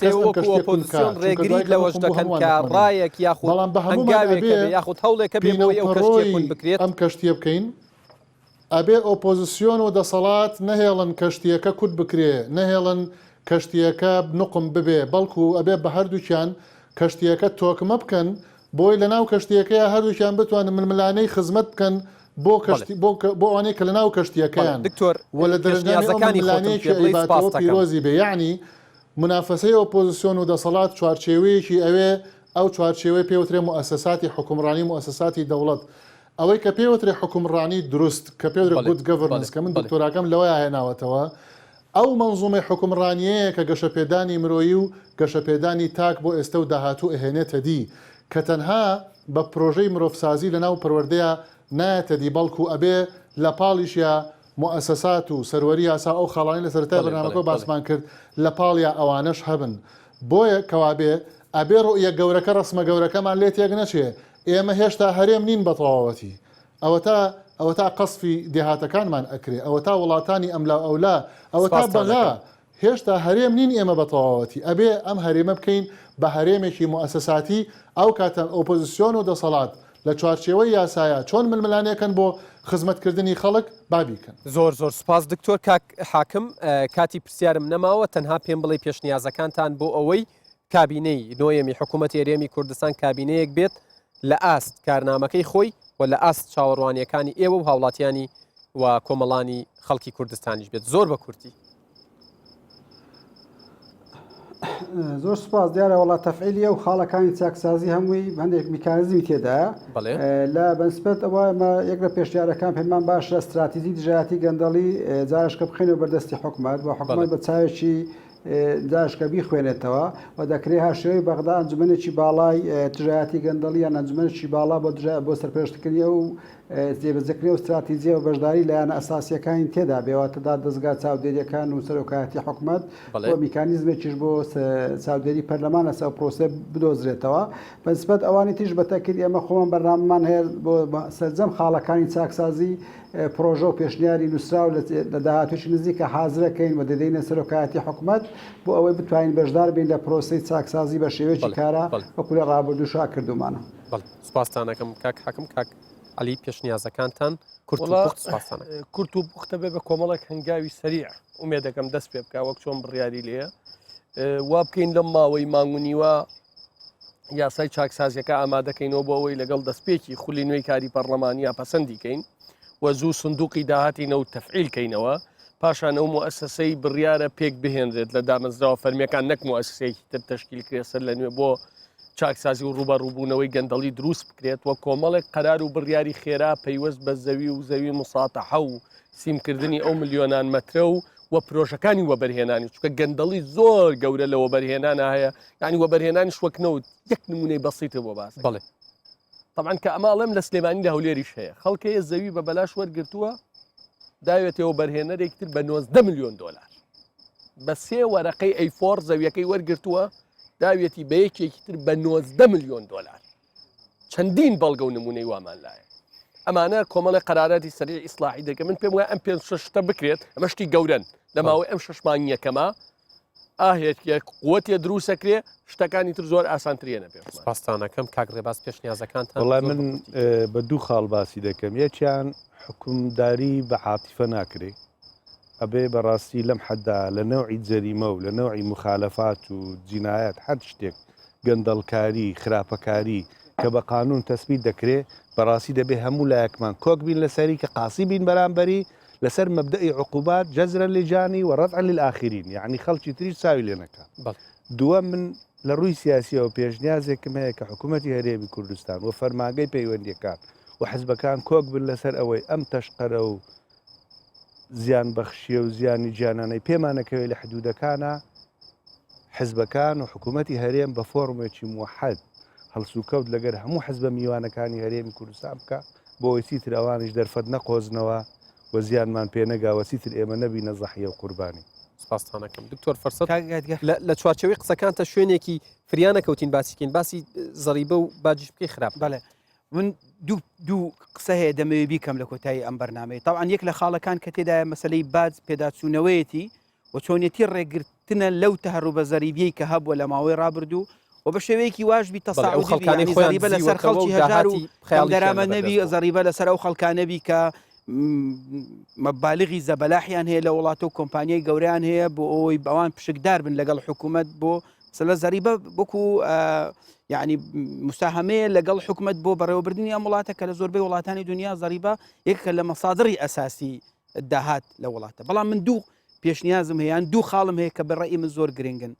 یەکێکیان ئەوەیە کە من هیوادارم هەر کەسێک لەم وڵاتە پۆست وەرەگرێت زاوەزیر بێ هەر پۆستێکی تری باڵا بێ لەم وڵاتە کە دەست بەکارە بێ بەڕاستی گرنگە لە ڕێگای ئەو فۆرمی شەفافیت و لە ڕێگای خودی ڕقابەی ئیداریش بزانین چی هەیە و دوای ئەم 4 ساڵە کە دەردەچێت چی هەیە بۆیە ئەم دەوڵەمەندبوونە ناتەبیعیانەی کە بەڵێنیمان لە زۆر خەڵک دوای ئەوەی پۆستیان بەجێهێشت ئیتر دەبێت ئێمە لە قانونی عقوبات و لە قانونی دەستەی نەزاهاش کەسب بلا سەبەب هەمانە دەوڵەمەندبوونی ناوە دەبێت پێیان بڵێن لەکوێ بوو ئەمە و ئەمە ئیحالەی محکەمە بکرێن و هیچ کەسێک دوای ئەوەی کە بە 4 ساڵ و بە 8 ساڵ و بە 12 ساڵیش ناتوانێت ببیتە ساحیبی ئەو هەموو ممتەلەکات و ئەو هەموو مڵک و ماڵە ئەمە زۆر گرنگە بەڕاستی حکوومەتی هەرێمی کوردستان محاسبە لەگەڵ ئەوانەی کە ڕۆیشتیشن و ئەوانش کە دێن محاسبە بکەین و بە دوایاندا بچین و پێیان بڵین لەکوێت بوو ئەمە چونکە بە هەموو ئەو قوانینانەی نافزن لە کوردستان و لە عێراقیش ناکرێ مۆزەف لە هامان کاتدا مۆزەف بێت و تاجریش بێت و کۆمپانیاشی هەبێت کە بەداخەوە بەشێکی زۆر هەیەیان بوو ئەگەر بەخۆشیان نەبێت کەس و کارە نزیکەکەیان هەیەیان بوو کە دەبێت ئەمە ڕێگری لێ بکرێت خاڵی دووەم من قسەیەکی کەسێکی بەڕێز کە لێرە نییە مامۆستا خالی چاوەشلی دەهێنمەوە کە سەرۆکی دیوانی چاودێری داراییە کە لە مەجلیسێکی بەڕێز کردی لێرە دەمەوێت تەکیدی لێ بکەمەوە هەرچی بەرپرسە لەم وڵاتە هەرچی دەسەڵاتە دارە لەم وڵاتە وەکیلی مڵک و ماڵ و سامانی ئەم وڵاتەیە مالکی نییە بەداخەوە بەشێکی نەهامەتیەکانی بەسەر ئێمەدا هاتن کەسێک بۆ بەرپرس لەم وڵاتە وا تەسەڕوفی کرد کە ئەم زەویە کە ئەم وەزیفەیە مڵک و ماڵی شخصی خۆیەتی بۆیە بە کەیفی خۆی کەس و کاری خۆی هێنا بە کەیفی خۆی زەوی دابش کرد بە کەیفی خۆی تەوقیعی کرد و وەکو ئەوەی کە حەڵاڵە وەکو شیری دایکی بۆ ئەو بتوانێت تەسەڕوفی پێ بکە مڵک و ماڵی ئەم وڵاتە پیرۆزە مقدسە هی ئەجیالە ناکرێ بە کەیفی خۆمان تەخشان و پەخشانی پێدا بکەین دەبێت لێ پرسینەوە هەبێ دەبێت هەر کەسەوە بە قەدەر تەوقیع خۆی تەسەڕف بکات و لەوە زیاتر دەرچوو دەبێت دادگا ڕۆڵی خۆی ببینێ دەبێت مؤسساتی ڕقابی ڕۆڵی خۆیان ببینن دەبێت ڕقابەی ئیداری لەناو حکوومەت بەهێز بکەین و بەڕاستی لێپرسینەوە هەبێ و ئیزراعات هەبێ وەکو کاک رێباز گوتی بە عاتیفە حکم ناکرێ دەبێت تونبین کە مەرحەلەکەوا لێمان دەخوازێ ئەگینا ئێمە خەتەری گەورە لە سەرمانە خەتەرێکە کە وەکو کاک شێرکۆش گوتی زۆر لەوانەیە بەقەدەر داعش خەتەر بێ ئەگەر ڕێگەی لێ نەگرین لەوانێت 4 ساڵی داهاتوو پەنجەی پەشیمانی بگەڕێت هەر لە چوارچێوەی قسەکانی هەمووشتانە بەنسبەت باشەوە زۆر کەسە بۆ من زانیاریم لە بەردەستە خۆی لە باج و باجدان دزیوەتەوە بەڵام کە کەمپینێکە بۆ ڕۆشتووە خێری بە کەمپینەکە کردو و توێتی من دەستی هاوکاریم بۆ ڕاکێشاوە زۆر سوپاس بۆ کاک عەلی حەمە ساڵح زۆر سوپاس بۆ کاک رێباز بێرکۆتی سوپاس بۆ دکتۆر فرسەت سۆفی سوپاس بۆ میوانەکانم لە شاری سلێمانی هەریەک لە بەڕێزان دکتۆر شێرکۆ جەودەت و هەریەک لە کاک حاکم ئەحمەد ئەنوەر سوپاس بۆ ئێوەی بینەریش کە تا ئێستا لەگەڵمان بوون بەڵێ بینەرانی ئەزیز بەم شێوەیە ئەمەڵقەیەی کابینەی نۆیەم کۆتایی هات بەڵام بابەتی دیکەی زۆر هەیە ئێمە تیشکی بخەینە سەر و شەنوکەوی بکەین بیرتان نەچێت چاوتان لەسەر کابینەی نۆیەم و لەسەر بەرنامەی کابینەی نۆیەم و لەسەر کوردستان 24 بێت تا بەرنمەیەکی دیکە ڕێزی یادگارپایەخ و تەواوی هاوکارانم قبول بکەن ئێوە و کوردستان لە ئەمانەتی خوادا بن خواتان.